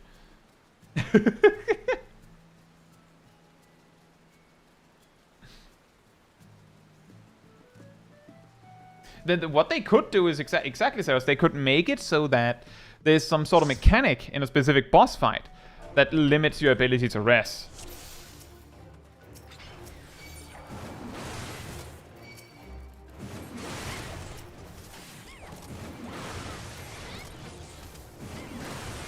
Yeah, no Hector on those.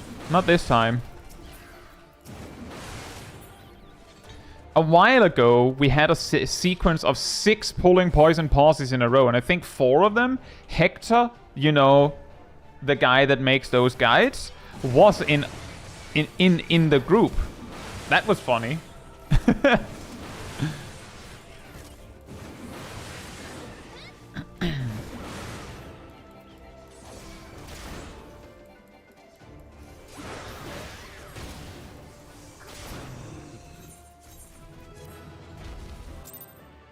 Cat got denied the snipe. LQ and it says 5.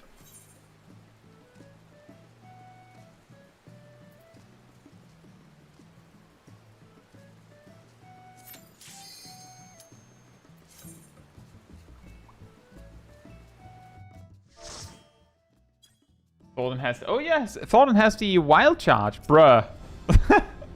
It's the second time today!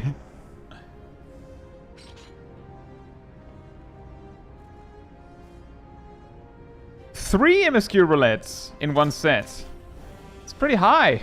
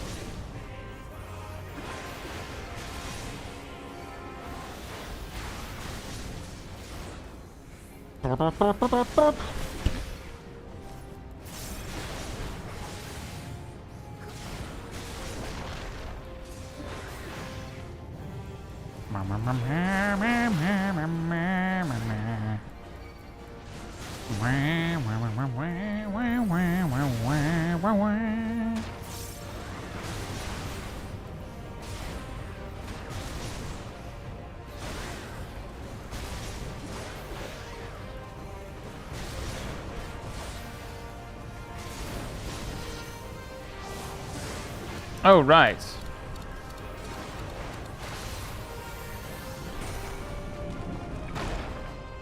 Instead, Cat got Shiva Extreme.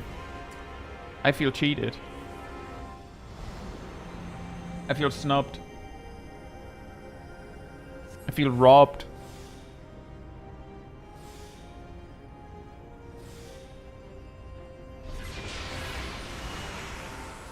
Do let me know how it goes, Cat. Yeah, exactly, Lana. Only here. Aw, man, you got the extreme? I wanted that.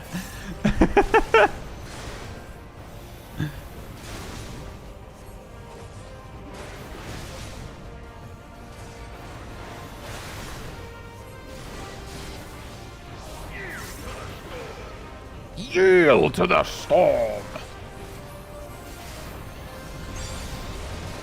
Fuck.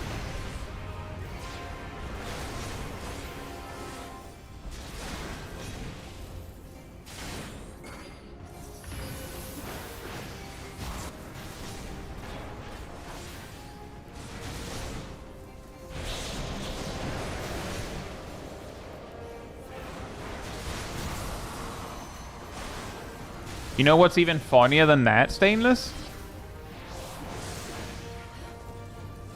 Did you know that Shiva has an HP threshold for actually using a mechanic?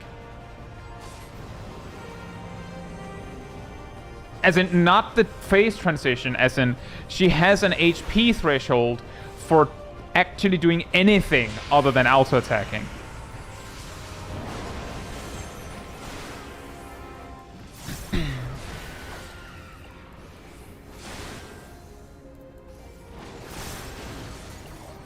Have you done a Mythbuster bit on when the melee positionals get snapshot? Had a random thought about it a few days ago. I do believe I had covered that, yes. The snapshot is when you click the button.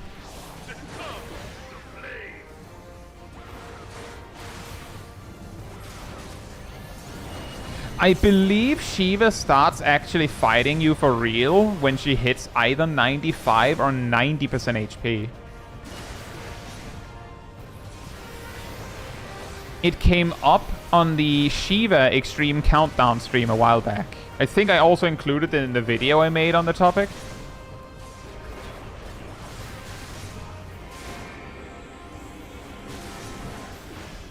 The reason why it matters is that it can be very convenient for farming Echo. Because you can just sit there and just let her punch you for 3 minutes and then wipe. Yeah, exactly, Stain. Is the only time it would actually come up is if you're actively not attacking. King Mugglemog has that feature too. He doesn't do anything until he hits like 90% HP. Then he becomes invulnerable and then he summons the Mog's Guard.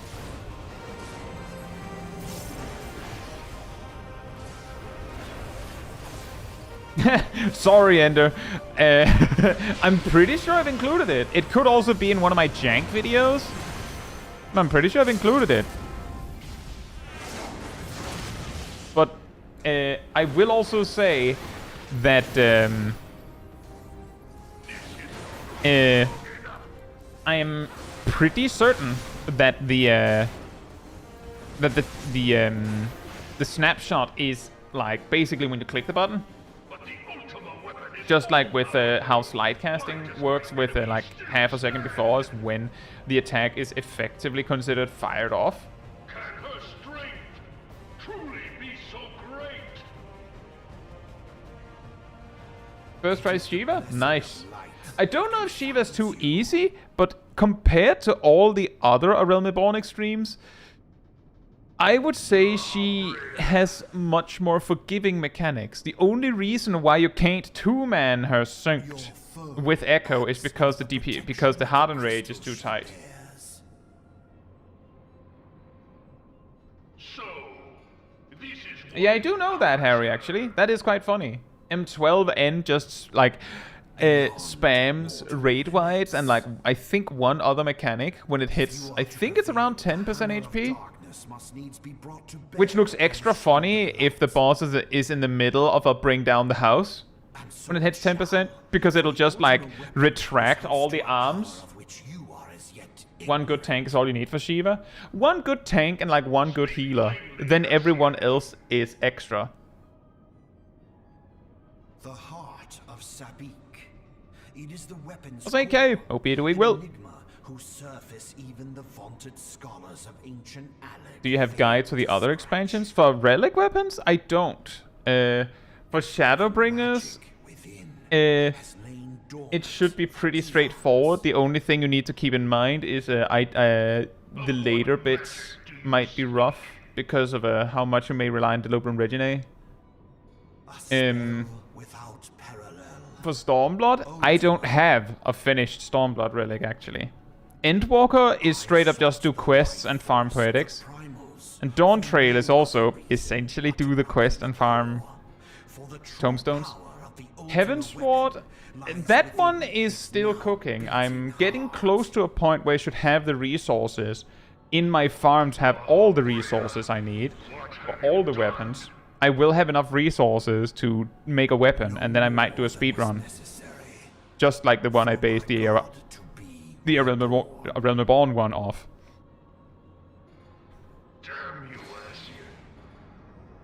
But no, I don't.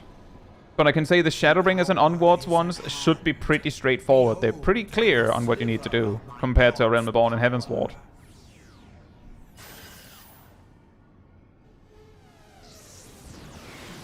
So it makes us sometimes I feel tanks and healers who's actually playing the game, and we DPS are just throwing butter at the wall. Sometimes it can feel like that. In a fight where the healers and tanks can do the DPS check on their own, it definitely feels like that.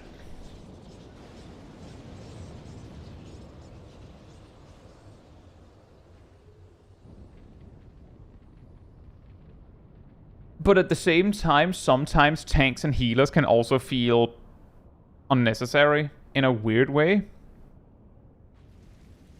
For instance, with Shiva Extreme, when we did it, I do believe we did 3-man with a tank, a healer, and a DPS, because we had already recognized when we were 8 that we only need 1 tank and 1 healer. I was healing, Sip was tanking. And the reason why we did that is because whenever we did Extreme Countdown, I would try my best to have the necessary tanks and healers on, like, fielded at the start. Because then you don't have a situation where, like, oh, well, we have to choose between losing 50% of the healing or 50% of the tanking or a DPS. Like, it will be too hard to go below 4 players if you have 2 tanks and 2 healers and you've played the fight assuming you have that. So we would, like, for instance, with the Leviathan, we went in with 1 tank and 2 healers from the start, because I assumed that's what we would need. And for Shiva, we only had 1 tank and 1 healer, because that's what we'd need there. A DPS can tank something. They can, but only if the tank doesn't touch it. Or if the tank is very careful.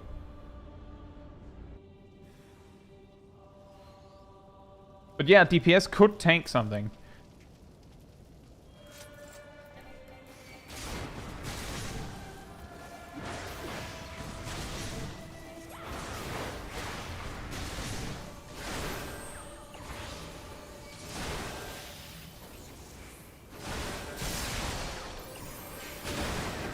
Nice.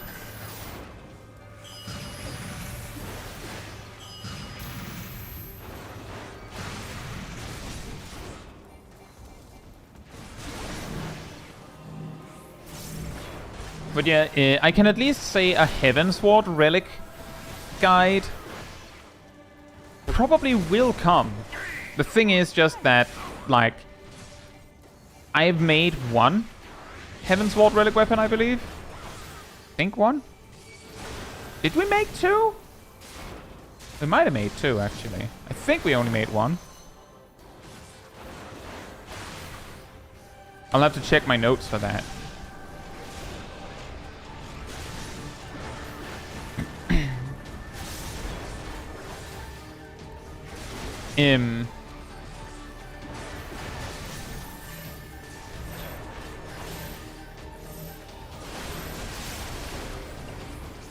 And I've since just been collecting materials, but I've been collecting them smartly. So I've, you know, been collecting items that can only be collected with poetics. I've been farming them first. And then I've only just started on items that can be farmed in different ways.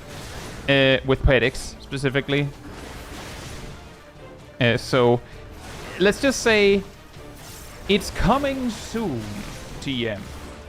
But I will probably have a speedrun Heavensward relic stream. And then I'll probably use the footage of that to make a guide. That was the process for my Realm Reborn guide.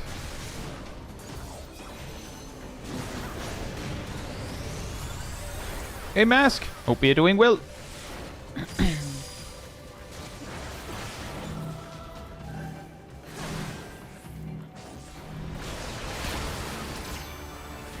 Whoop. Mask!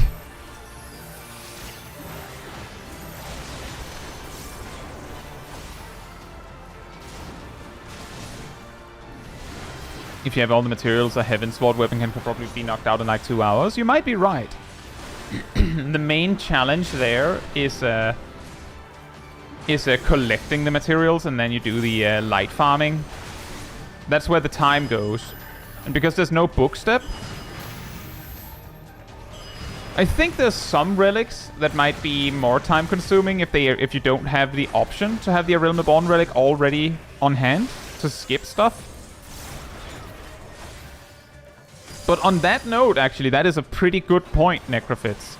I might refer to that and say that we should probably not do such a stream until I at least have the materials to make 2. So that we can hilariously have a stream where I speedrun making 2 relics. Wouldn't that be funny?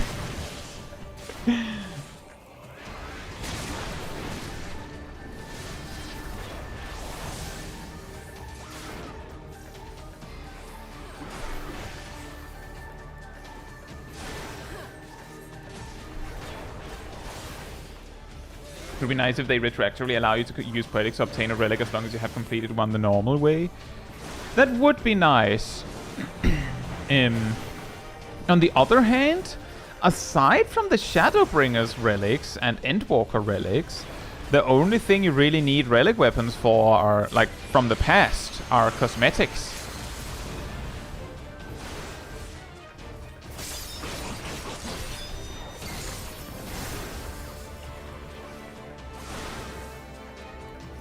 I'm just going to enlist the full force of the community on the light step. No. The only way that would happen is I usually do it alone, but I accept any help that is offered. But I usually do it alone. Like, I go at it under the assumption that I will not receive help. But if I get help, I'm always thankful for it. Anyway, I will be right back. And yes, that's right, Mask. In the meantime, humanity restored.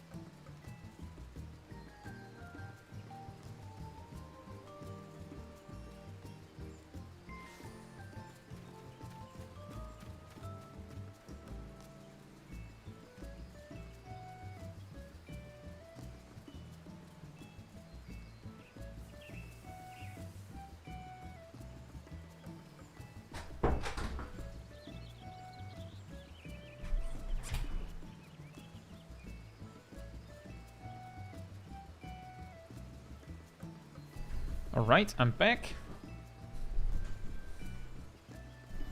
Hey, Anza. Hope you're doing well as well.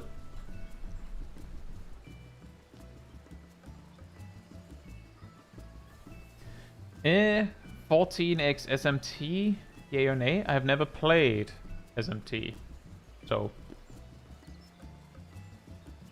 Vince says, ugh, lovely, what kind of tanks are out there? Dark Knight who didn't use their AoE in low level. I have had that too, recently. Weird. That's really strange. I will queue when it says 33.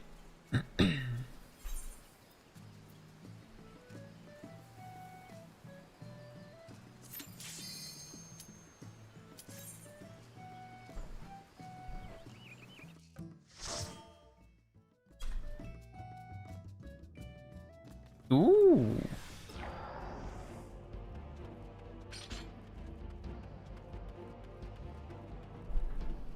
Another run of the male Darkhold. Another run of the male Darkhold. Hey Cole, hope you're doing well. We've gotten a lot of guild tests, and we've visited Paul to the Commander twice, so. And thank you for the resub.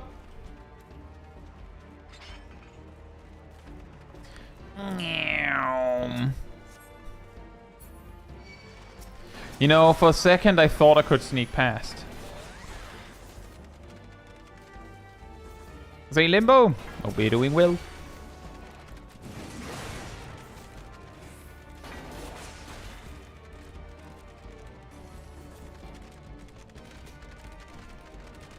Solo leveling Blue Mage for free-to-play player.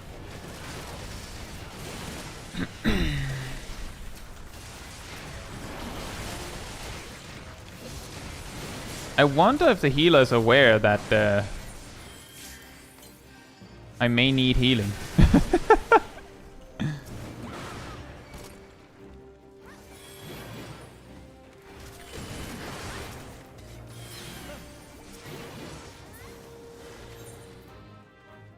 I wasn't sure if it should be Mega or X, but I immediately realized I needed a potion. That's actually a good point, Necrofits. The run in Vanguard basically gave us all, like, that's worth, like, almost a whole video of it all on its own.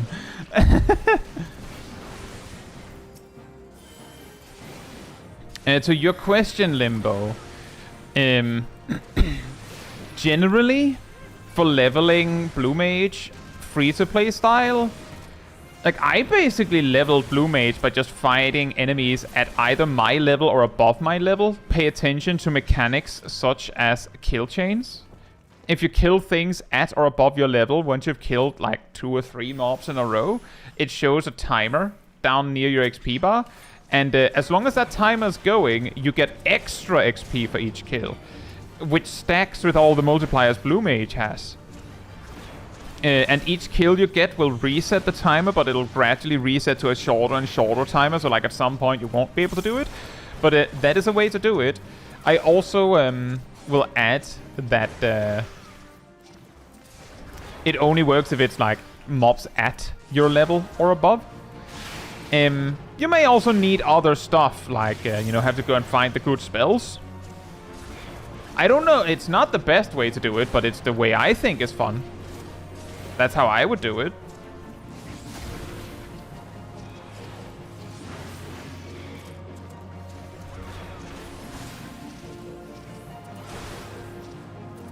Just remember, you don't get extra XP for running dungeons, and you don't get extra XP for doing fates. You have to fight completely regular random mobs out in the open.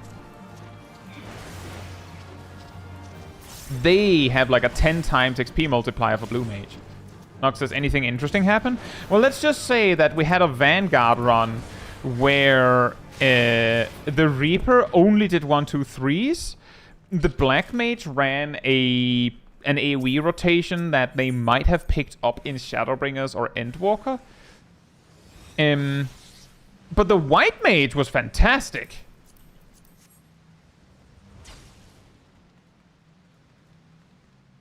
Where's the ninja? There they are.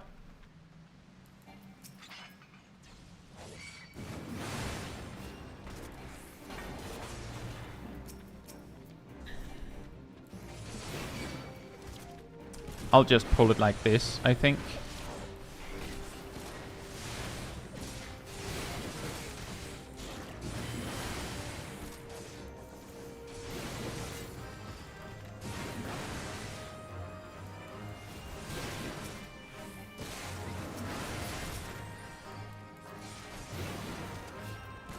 Killing Fate mobs still give XP for what it's worth. It still gives XP, but they don't have the multiplier that normal mobs do.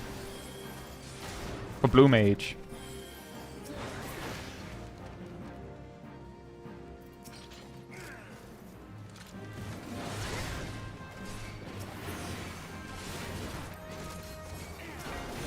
Which is actually exactly the reason why I'm mentioning that they don't, because it could lead you to, like, if you don't actually bother to kill regular mobs, you might be like, I just kill Fate mobs, and then I both get Fate XP and, you know, the mob kill XP. Genius! Double dipping. And then you don't realize that the XP that the Fate mobs give is garbage, because you don't really go and check how much XP the regular mobs give. So you're like, wow, this is really taking a while. But the reason it's taking a while is because you didn't actually go and check how much XP the regular mobs give. That's why I'm mentioning it.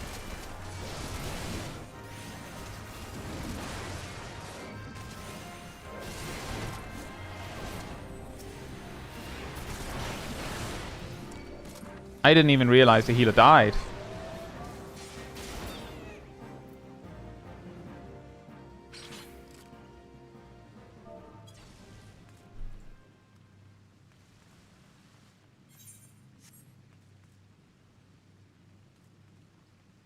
I think they got hit by random AoE. We'll just wait for them. Well, I don't know.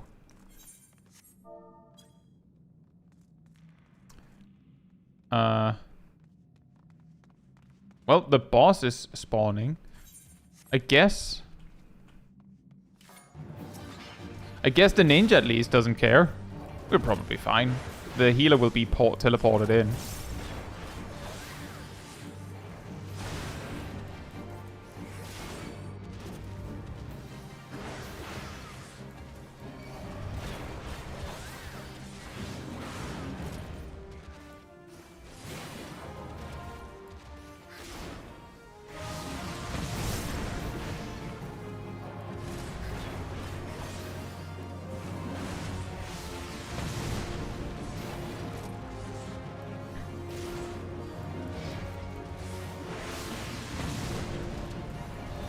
Hey, Captain. Hope you're doing well. I don't know. We're getting some weird duties today. That's a good point. Weird Cat says you can use Fate to sink down for better XP from the regular mobs nearby. Although, personally, I would just say just find appropriate leveled mobs. That's what I would do.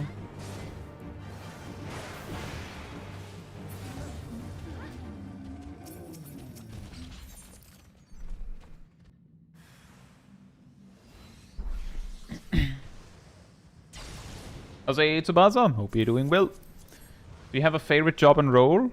Job? Black Mage. Although I also like a whole bunch of other jobs. You know what? Let's just do this in 2 pulls. I feel like the White Mage is having quite a day. 80 PS. Hope you're doing well. For role, I tend to always lean towards tanking.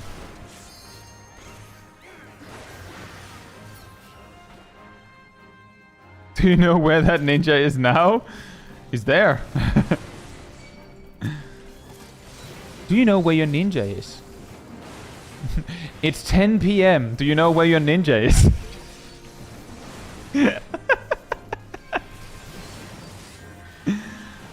Oh boy, they're using Cure 1.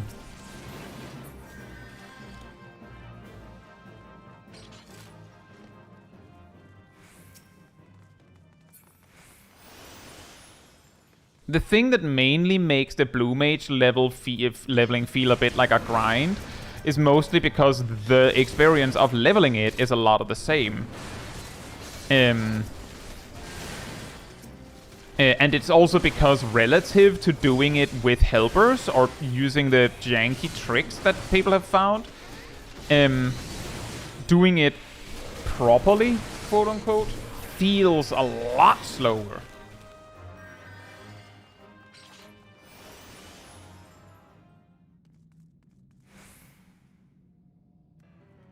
Wait, are they all first-timers?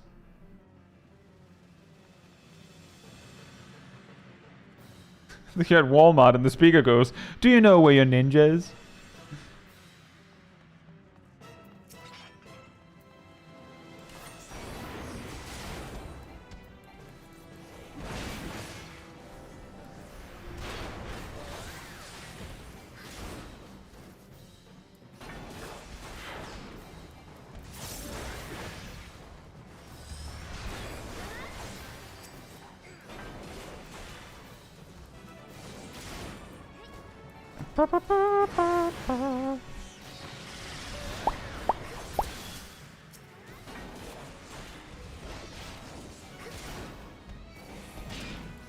Do you have Walmart in Denmark? No.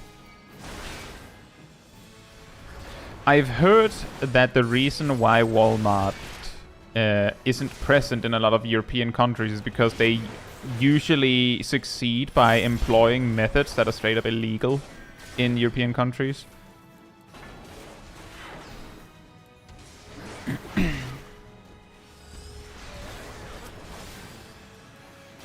But I don't know if that's actually true.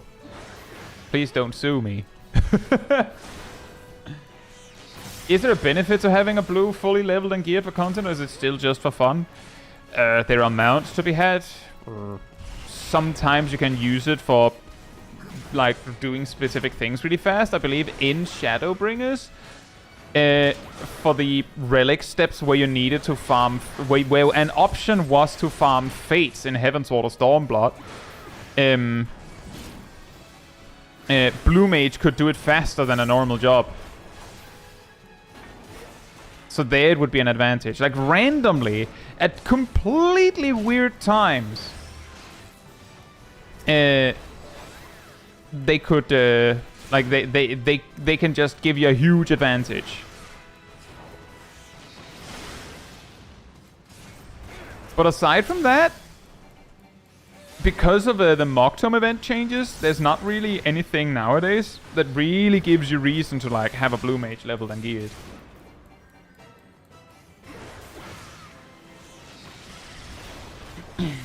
Basically, as Fern says, the things that cause problem is that they, like, there's the anti-union stuff, I think is one thing I've heard. Another thing I've heard is usually the way that something like Walmart gets into a place is that they, you know, make a store and then they undercut all the other stores on everything until the other stores shut down,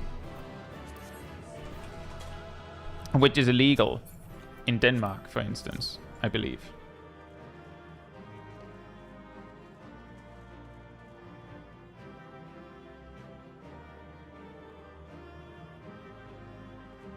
But yeah, back in the day, having a blue mage leveled and geared was really good for Moktom farming. Not really something you need anymore.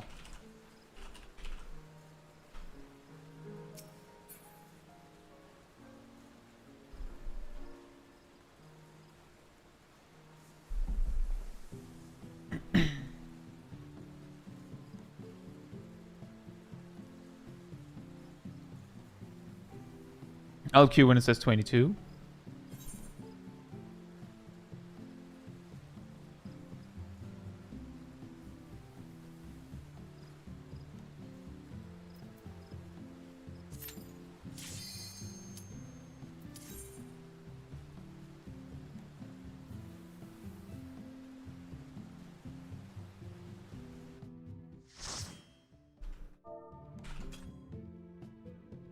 Ooh, Hawk Manor.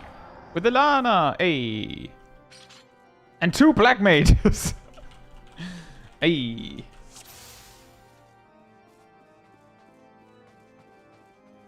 Let's just say, Shaman, that if Blue Mage was a normal job, it would lose most of what makes Blue Mage cool and awesome.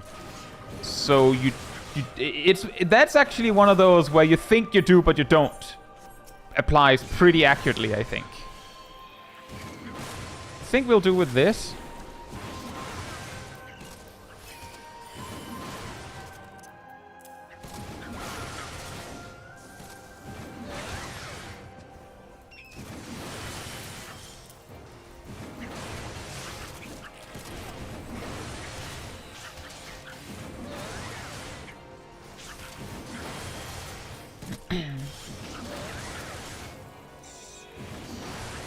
But, like, my opinion on it is that it would be cool if they made, like, I don't know, like a design where Blue Mage could switch to, like, a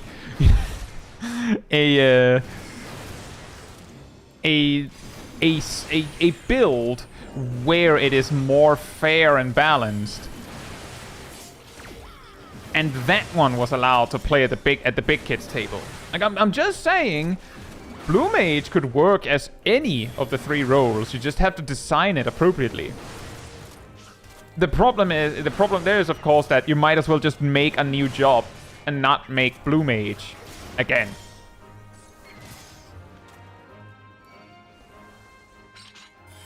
Could flex a role. You know, I've seen that.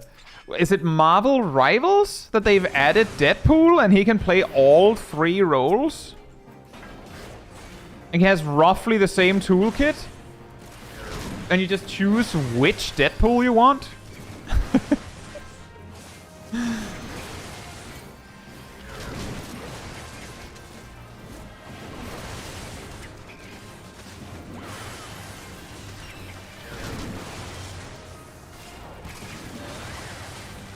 A limited job version of some... You know, now that's cooking, Einzijo.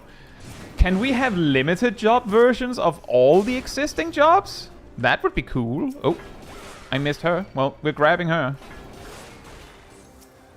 Come on down to the boss room. You mean Beastmaster?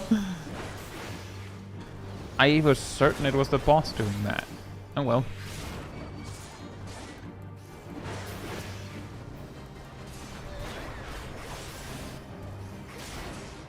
I'll keep my interrupt for something that isn't as easily dodged.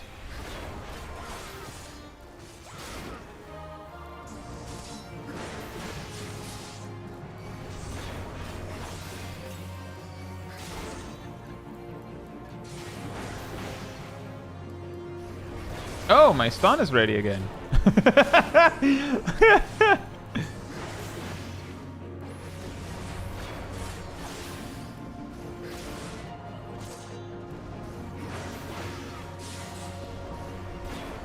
You know, it's really funny. I learned that this boss is completely unchanged from her 2.0 version. Apparently. The only change is that they've changed the visual on some of the mechanics. Like the fireball or the void fire used to be like it looked more like, you know, like the red spread markers with like the friendship Dorito. It looked more like that.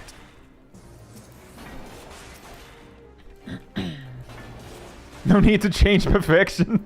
I mean, she already has perfection. She has what? A tank buster, that's the sweep in front of her. She has an avoidable circle AoE, like a random sort of AoE. And she has like an out AoE. What more could you possibly want than that? You know, it just occurred to me that I don't know if I dare stop with all this.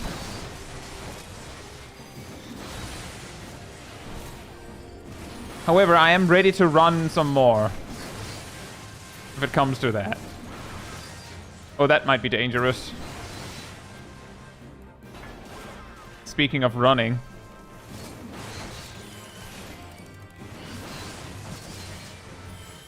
Oh boy, I have pulled too much.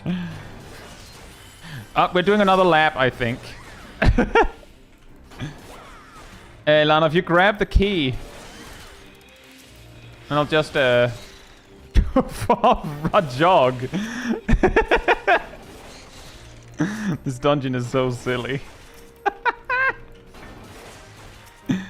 I'm coming back around. I'll meet you. I'll meet you.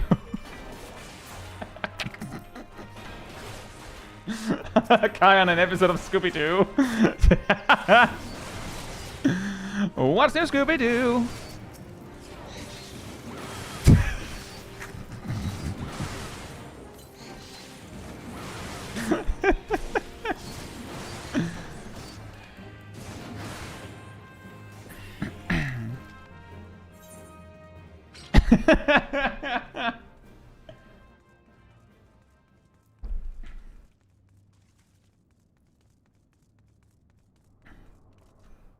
The warrior is unstoppable.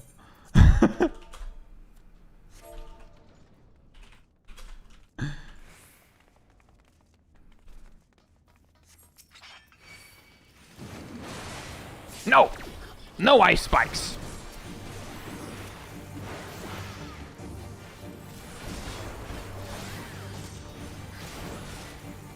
This is your brain on warrior. No! No circle AoEs either. No one gets to play while I'm here.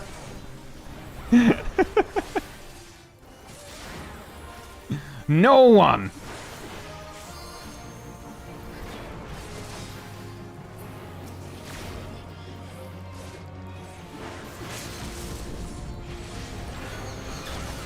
Never let the mobs win. Everything burns.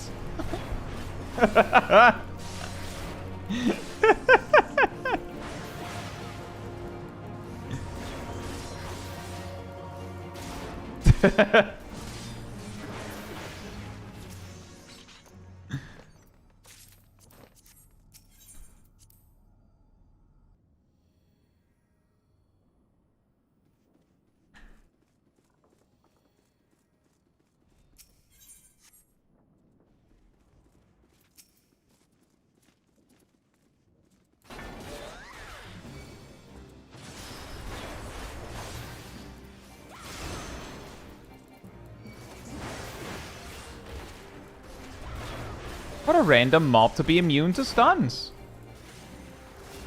Meanwhile, the boss we just fought.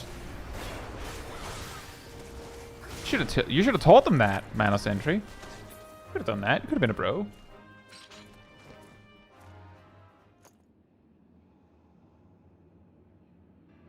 Paladin should get a raise. I feel like it makes sense.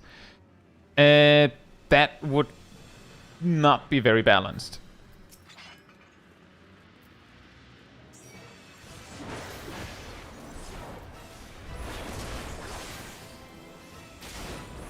And then someone goes, but they had a res in A Realm Reborn and Heavensward when they had cross-class actions. Yeah, but they didn't have the trait that made it usable in combat.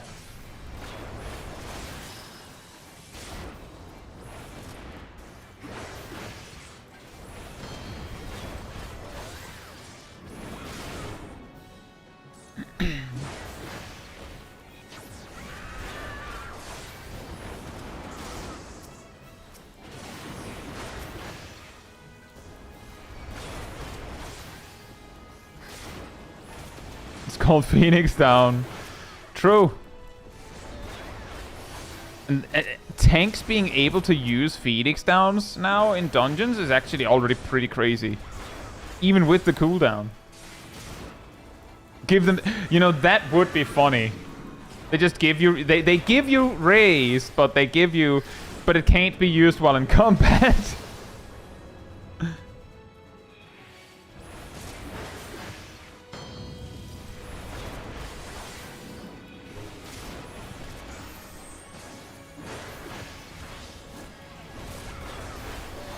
I just remembered to check the cast and was like, wait a minute, that's interruptible. Why am I using defensive cooldowns?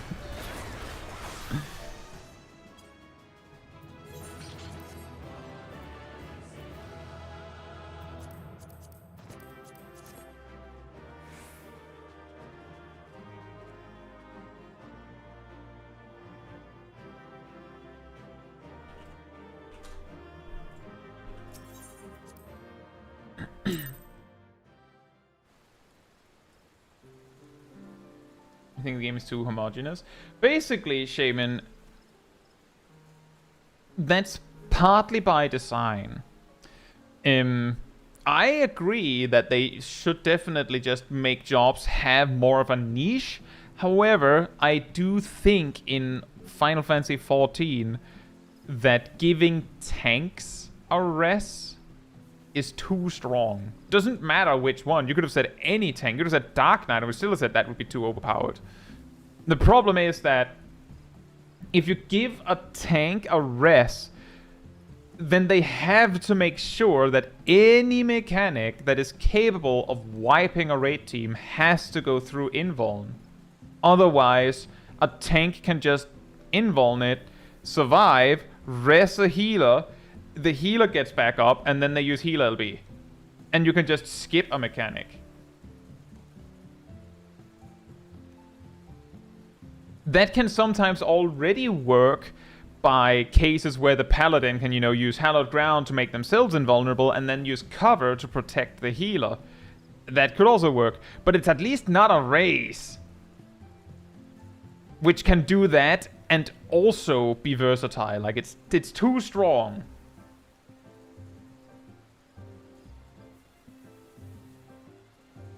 Hey Thermidor. Ray Thermidor, hope you're doing well. What separates the low DPS Astrologian versus the high DPS Astrologian? Well, uptime on attacks, using your cards efficiently, using your buffs efficiently, attacking. That's mostly what that does. Malleable says they should remove caster res and then buff healer reses. I'm pretty sure when we were going into Dawntrail that it actually did come up that they were thinking of doing that. Specifically removing caster reses. Sometimes, Trimex. Sometimes. Alcuin says 54.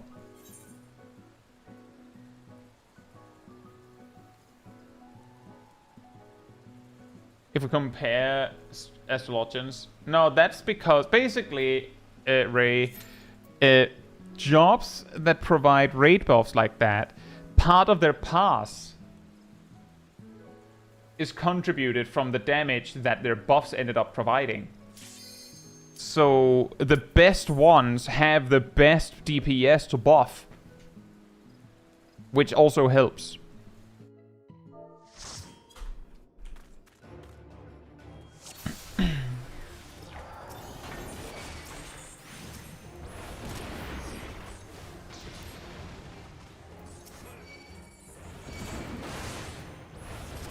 Oh boy, oh boy, oh boy. Ow.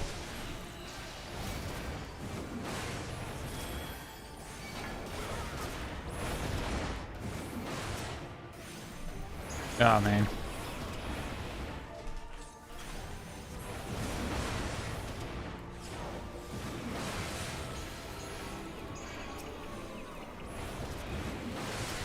Oh no.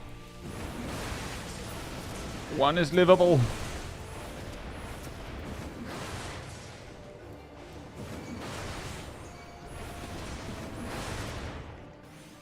Well, this is awkward.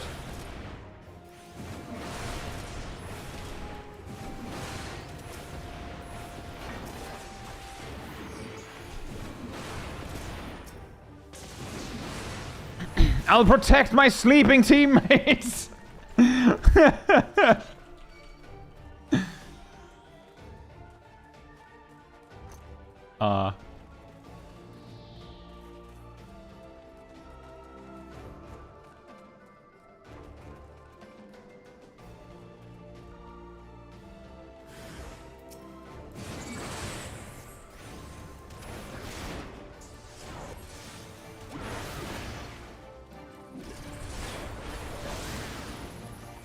Yeah, this is always fun as a caster.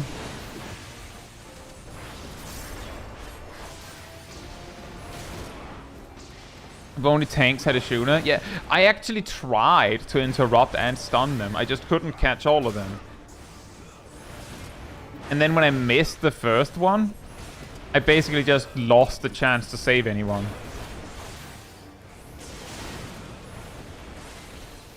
Oh, you can stun that? Fantastic. Nice. This is the quintessential guild hest where I have died. Did you know that it pops up a tutorial on what you do when you die? If you die in a guild hest?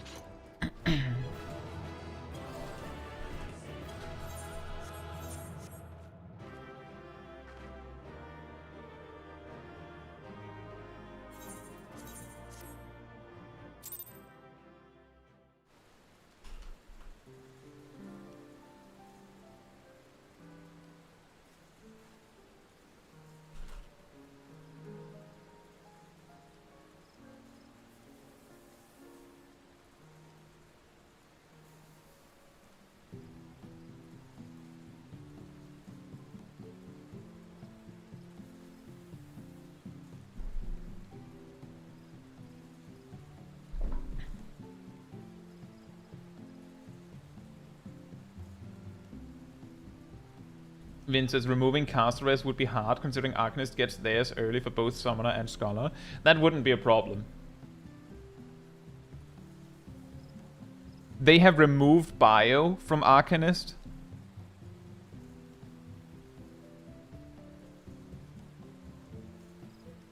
And technically the Ether Flow button, they used to have that, you know. Now they have Energy Drain instead. Like, the only buttons that Scholar actually carries over from Arcanist is technically Res.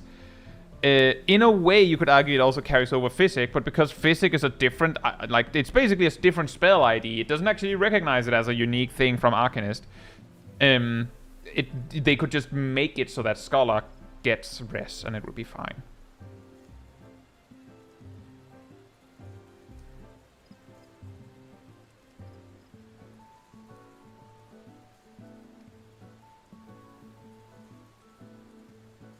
I will queue when it says 40. Is your favorite glam right now besides the iconic pink? I really like my Viper glam. I do believe Ilya made that. I used that for the Vamp Fatale prog as well.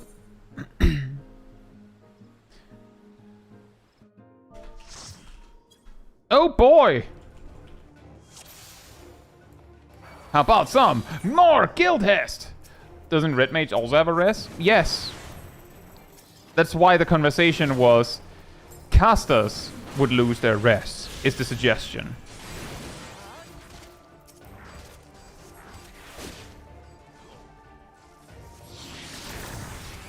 And I imagine that the conversation for the devs is more difficult specifically because of how weirdly iconic the race is for Red Mage.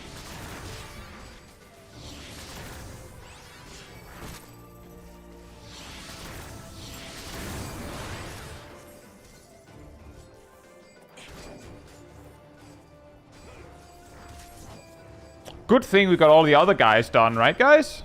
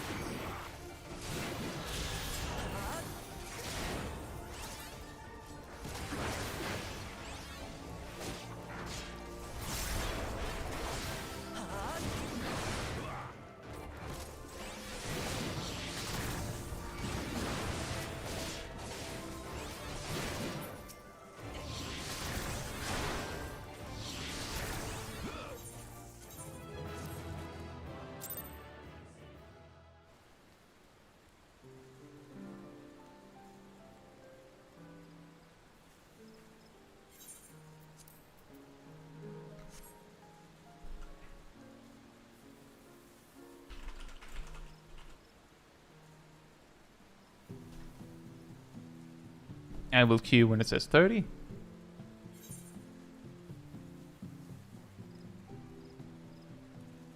Right, Ray. Enjoy your day.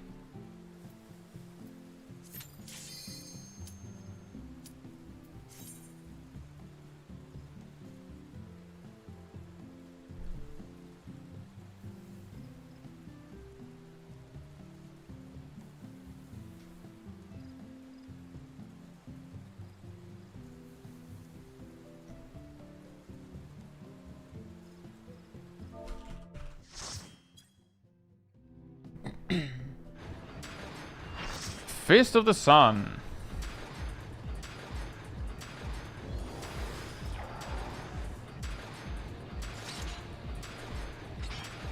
Womp, womp, womp, womp, womp, womp, womp, womp.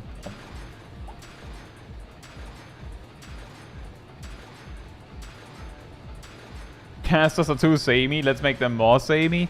Yeah, also that. But that's the thing. My perspective is, I think it would be great if every job got something that really set them apart, gave them something really cool, right? I just think that tank with a res, like that's around where my line is drawn. Like that's where I'm like, okay, maybe chillax for a sec. Let's hold your horses.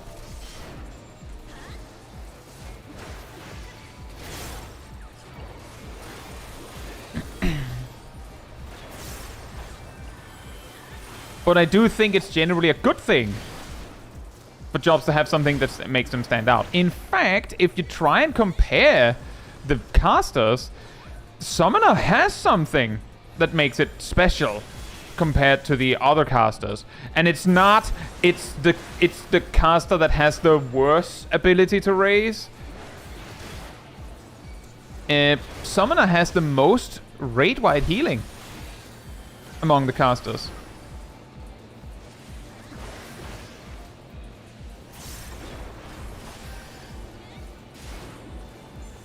And its healing is also more flexible. It also has Kabi, but I mean, like, I feel like that's a, that's, like, I guess an aesthetic detail, but it's not really a practical detail.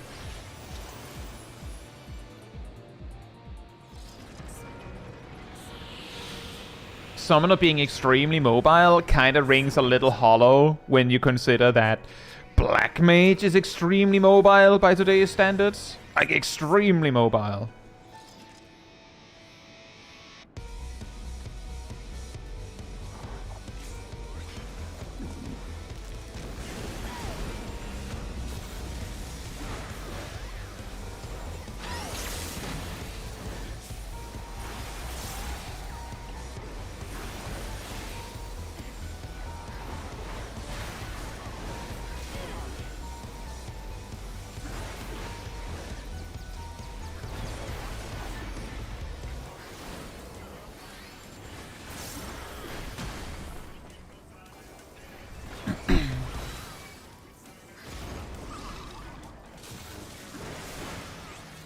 A fun fact, on my recent video on the hardest raid bosses, I was told that this boss was absent and should have been on the list by many. You may be able to see what's going on in this specific run and know why I'm like, nah.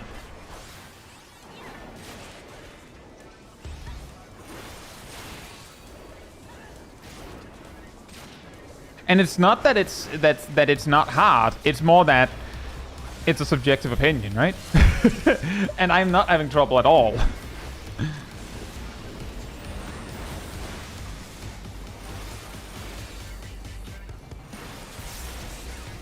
But this is absolutely one that could go sideways. The only reason why I didn't include it was because it doesn't go sideways with me.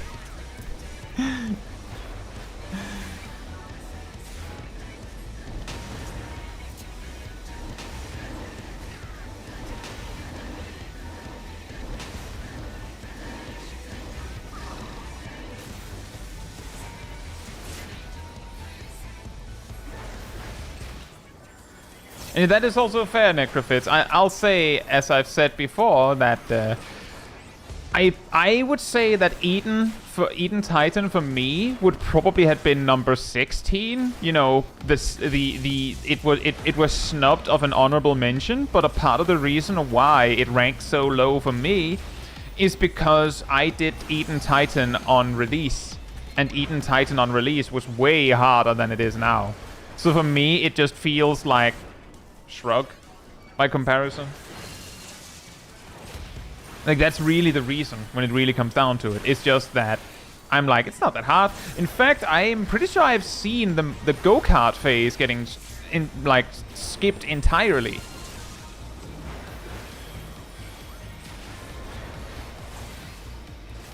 It's also some mentioned that Kefka should have been on the list. But I see his mix-up where he tricks you with a knockback gets skipped as well, which is what makes it, you know, difficult.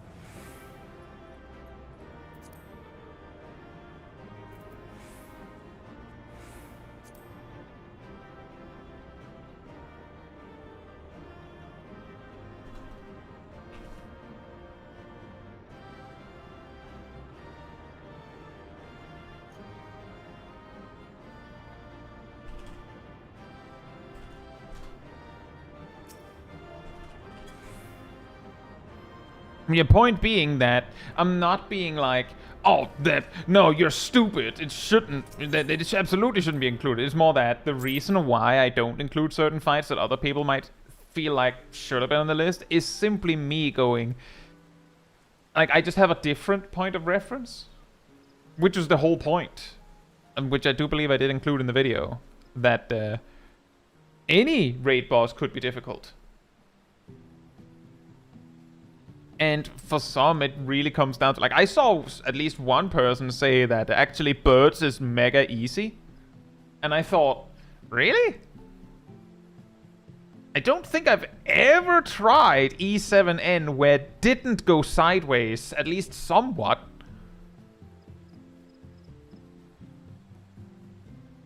Yeah, E7N. Birds!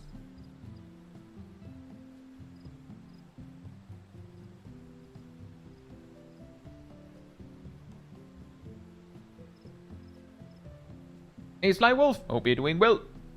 To be clear, I don't have massive issues with E7N, but the sheer like I don't even need to weigh what I find difficult on that one. The sheer amount of players that die on E7N to random stuff is what tells me that. Oh. Strymake says, I mean, even if you put a 1 minute long message at the start about it being your perspective and opinion, that people will have the same response. Of course! Of course! And that's also, like, I mean, people are welcome to have their opinion. Right? And I didn't suggest otherwise, absolutely. The one where I found it really funny was that someone came in and said that the video was clickbait because there is no such thing as a hard normal raid. Anyone that actually watched this video saw in the first minute why that's a bad take.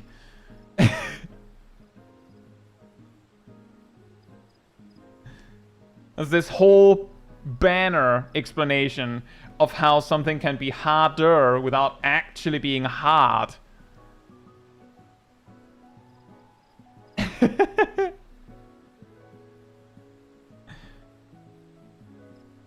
That one was funny.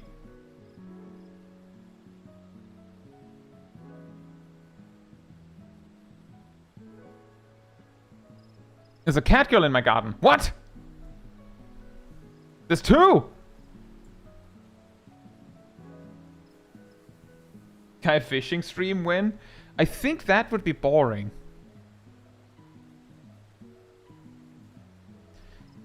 I think back in... there was one mock tome event where the big task had something to do with ocean fishing, so we did some ocean fishing on stream.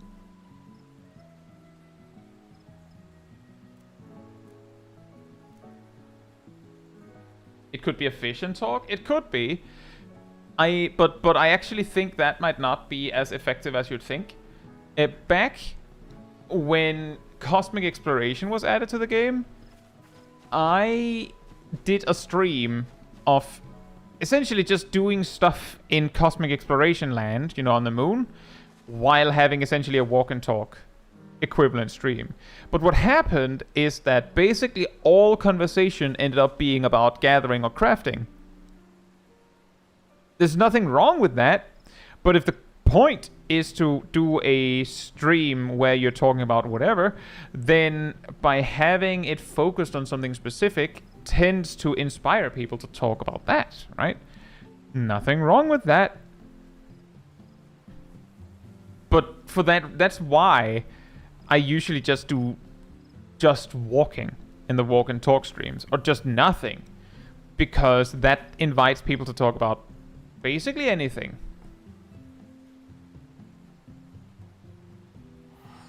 Do you coach people that ask for advice live or just direct to guides? It varies. I usually don't coach people live. I usually answer their particular question. And sometimes we'll direct to a guide depending on how, like, what their need is. Sometimes I'll demonstrate something. But that's usually it. Do you have 11 experience? And if so, what was your favorite boss there? I don't have 11 experience.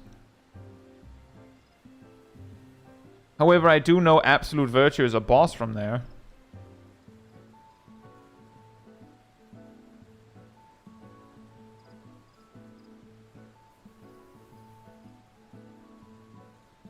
And exactly, Silva. That's also exactly what I mean. There's nothing wrong with some people saying birds is easy. Personally, I don't have issues dodging the birds on E7N. But as I said, I don't think I've ever done E7N where someone didn't die to the birds.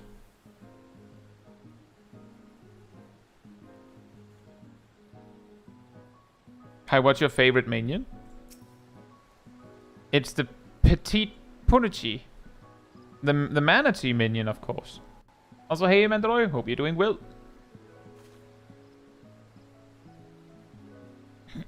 Have you forgot to mention your gameplay video reviews? Oh, I mean, that's a good point. To add to your question, Shaman, that for the walk and talk streams, I have a room in the Discord server. The community Discord server.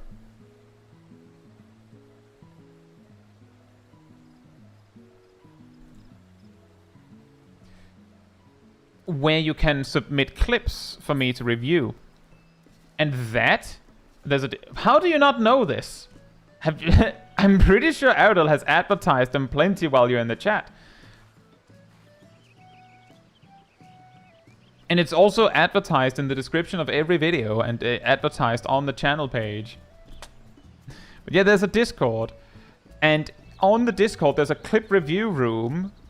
And when I do the walk and talk streams, that's where I grab the clips from.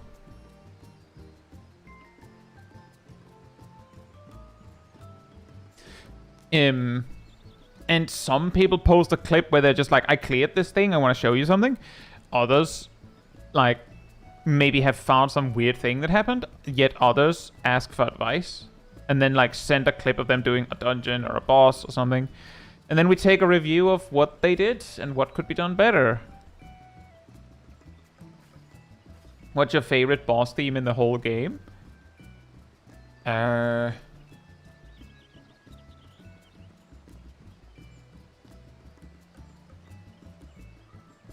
think it's To the Edge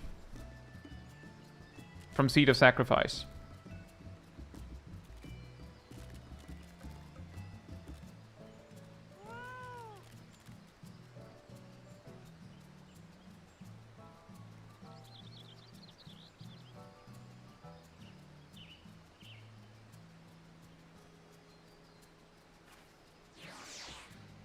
Also, as Ilana says, if you post a clip-to-clip review during the walk and talk stream, I will not view it.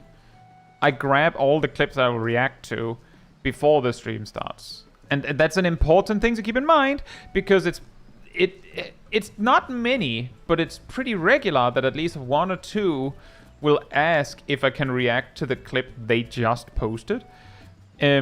Which both comes with two details. The first one is that, you know, they just threw a clip at me because, hey, well, you're here now. While others have specifically waited for the opportunity. The second thing is that that usually the "can you check the clip I just posted" kind of comes with the implication of, hey, you should watch the clip I sent you right now, not today, now. Which, you know, that was not the point. That's not how it goes. So to keep it strict and fair for everyone, I grab the clips before the stream, and if I choose to not view a clip, I haven't really done that, then you will probably know beforehand.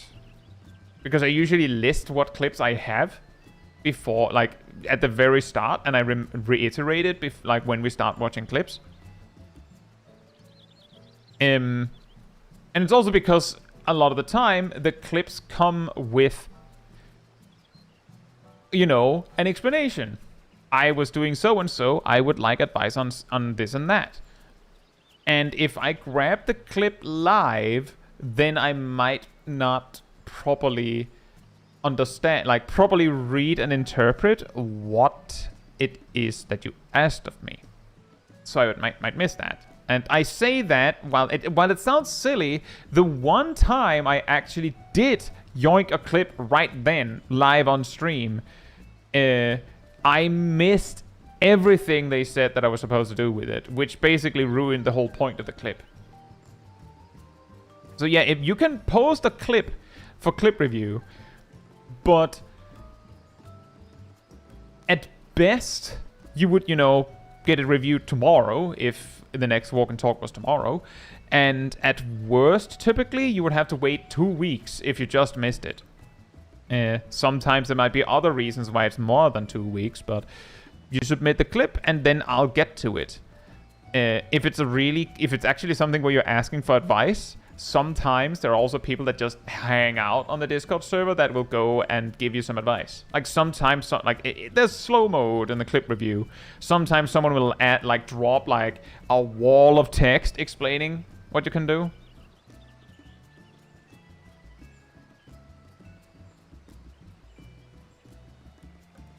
And also that, Saros, by refusing to grab clips on a whim, I have the chance to just, you know, do a quick once over to check that the clip is fine.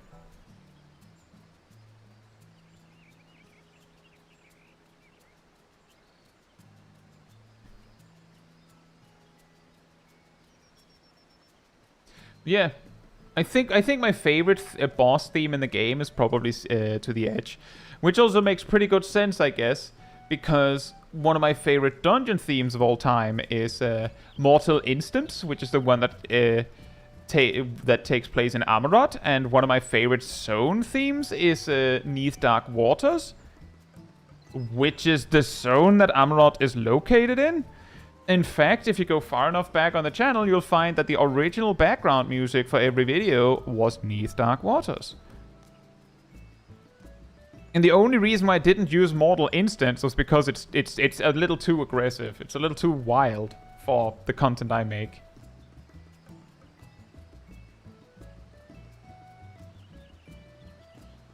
You know, that would be fantastic, Shaman. I have in the past lamented that basically no one ever submits Black Mage videos for me to review.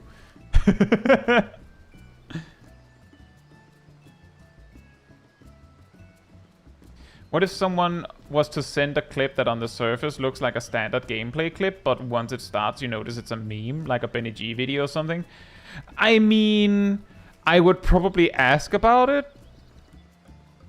But if it was, for instance, straight up a Benny G video, like they basically sent a normal clip, but then like 1 minute in, they just have like taped an entire Benny G video in, I would stop right then and say, you haven't asked Benny G for permission for me to review this.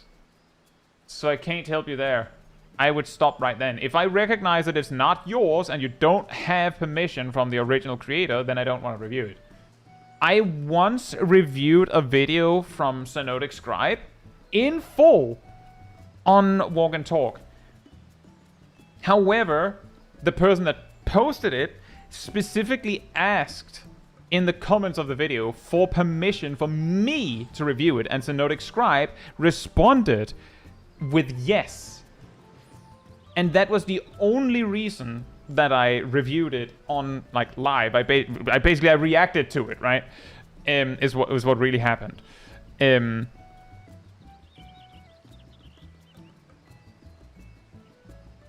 you prefer Stone Sky Sea Striking Dummy, an actual dungeon for reviewing someone?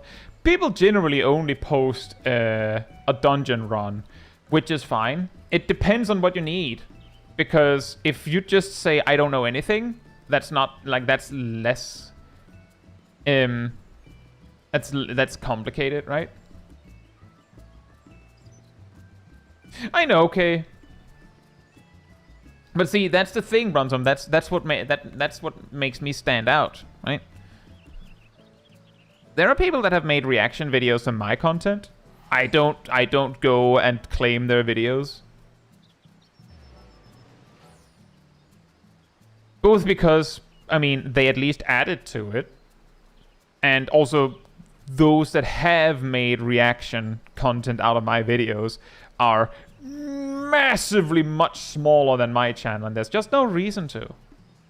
Like, there's just no reason to.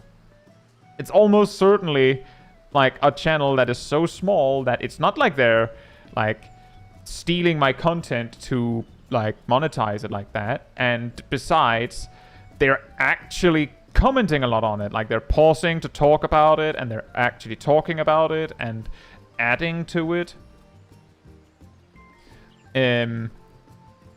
So I don't see any problem with that. And it's also supremely rare, as I said. But Shaman, it depends on what you want. I've basically said, I think it also says so in the pinned comment in the appropriate room for guidelines, that essentially, if you send me a 10-minute clip of you doing a dungeon, or a 15-minute clip doing a dungeon, I'm not going to put equal, like, effort into reviewing the whole 15 minutes. If you send a 15-minute clip and go, I would like some advice on so-and-so, then I might review the whole video looking for only that. And then I might, like out on a whim, notice something else. But you asked for that in particular, so I just focus on that. And that means that I can watch the whole clip in maybe 7 or 8 minutes, maybe 5 minutes, because I can just skip to the points where that would happen. And if you go, well, I would like we had this, I would like to have some advice on my single target rotation. I might jump to a boss and just review that and go, well, this went well, you should do this and this and this different.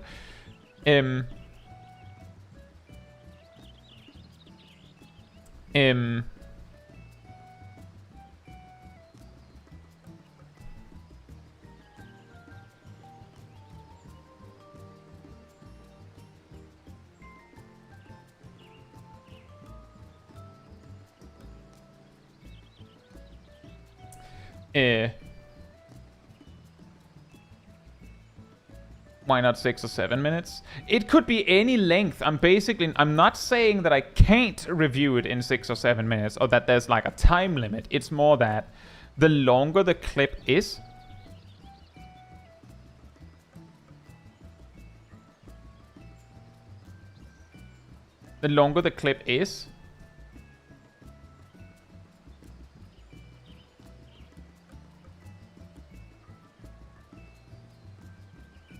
Huh? What's wrong?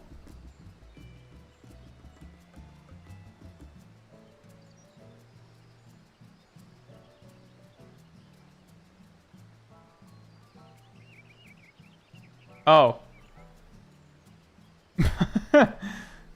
I thought the or in between disqualified it.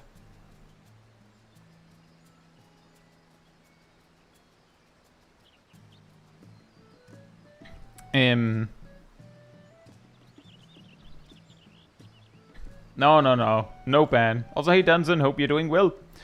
But it could be any length. It's just that the longer it is, it's just, I'm like, most of the time, if you send like a dungeon clip, I will probably focus very heavily on your AoE rotation, and if it's like a tank clip, probably like your defensives. On healer, I'll probably focus on like how are you using your like your healing cooldowns and stuff in the first AoE pulls. And then the first boss, I'll probably also do something like that. Like focus on like your fundamentals, and then you hit like the second pulls, it'll be like, it's gonna be the same. If you're making a specific mistake, you're probably still making it after the first boss. If you're doing things right, you're probably still doing it right. You get to the second boss, maybe we look for something specific. We go to the third boss, we may see something specific. But for the most part, if you send like a whole dungeon, I'll probably, and I'm sure some that have sent clips to me can acknowledge that that's actually what happens, is that I'll usually focus very heavily on the first pulls and the first boss. Because the rest of the dungeon is just going to be more of the same.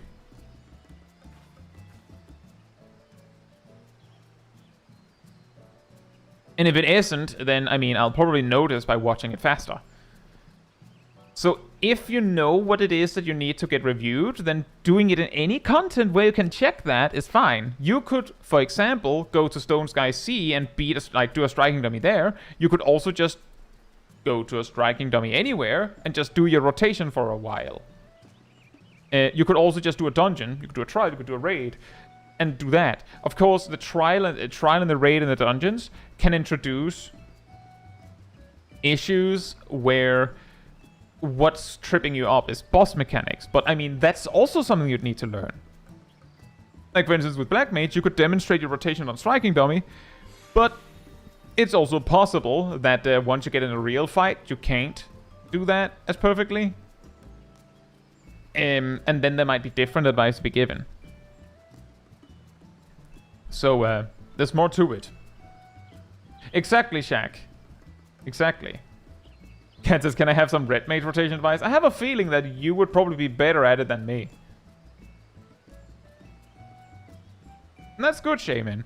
I will also say, depending on what, like, it depends on what level duty you land in, right? Let's just say that if you land in a duty that is below level 90, and you do that for Black Mage, you may see me suggest some insane things. Like, there's a level range of 35 to 89, where chaos ensues. And that's also why I enjoy playing Black Mage in that range of levels, because every level there's some different kind of cursed jank you can do.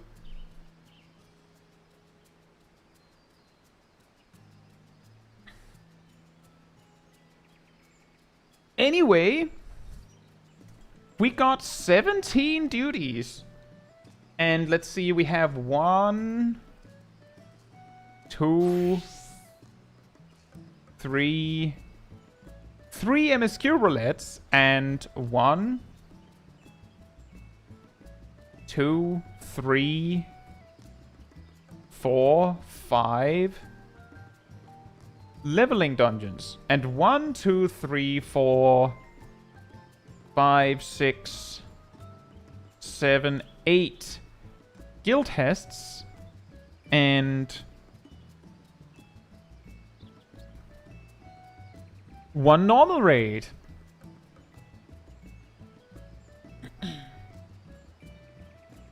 Enjoying the above. How big a DPS loss can it be if I throw a spell, move a mechanic, and then between the lines back? That is really hard to say. Because it depends on a lot of things. Yeah, no extremes. Not only no extremes, but others got extremes around me. But yeah, on that note, if you would like to be part of the Discord community server, there's a link right there in the chat. There you'll find the weekly schedule where you can see what else is coming up in the coming days. I usually update it Sunday or Monday. You'll also find the announcement room with links to videos and streams and put them out. And if you grab the reminder role in the role assignments room, you'll get a notification whenever I post a video or stream. As well as an extra one around 15 minutes before stream starts, so you can catch it right when we go live. And if you'd like to support the channel even more directly, you can follow, subscribe, like, become a member, super chat, cheer, all that goodness. If you don't like any of that, there's also a Ko-Fi link in the description. It all helps me and the channel directly, so I can focus on doing stuff like this with all of you. So thanks so much for the support. But that'll be it from me tonight. So good night, good morning, afternoon, or evening, depending where in the world, and hope to see you all very soon. Bye bye! Rokunana!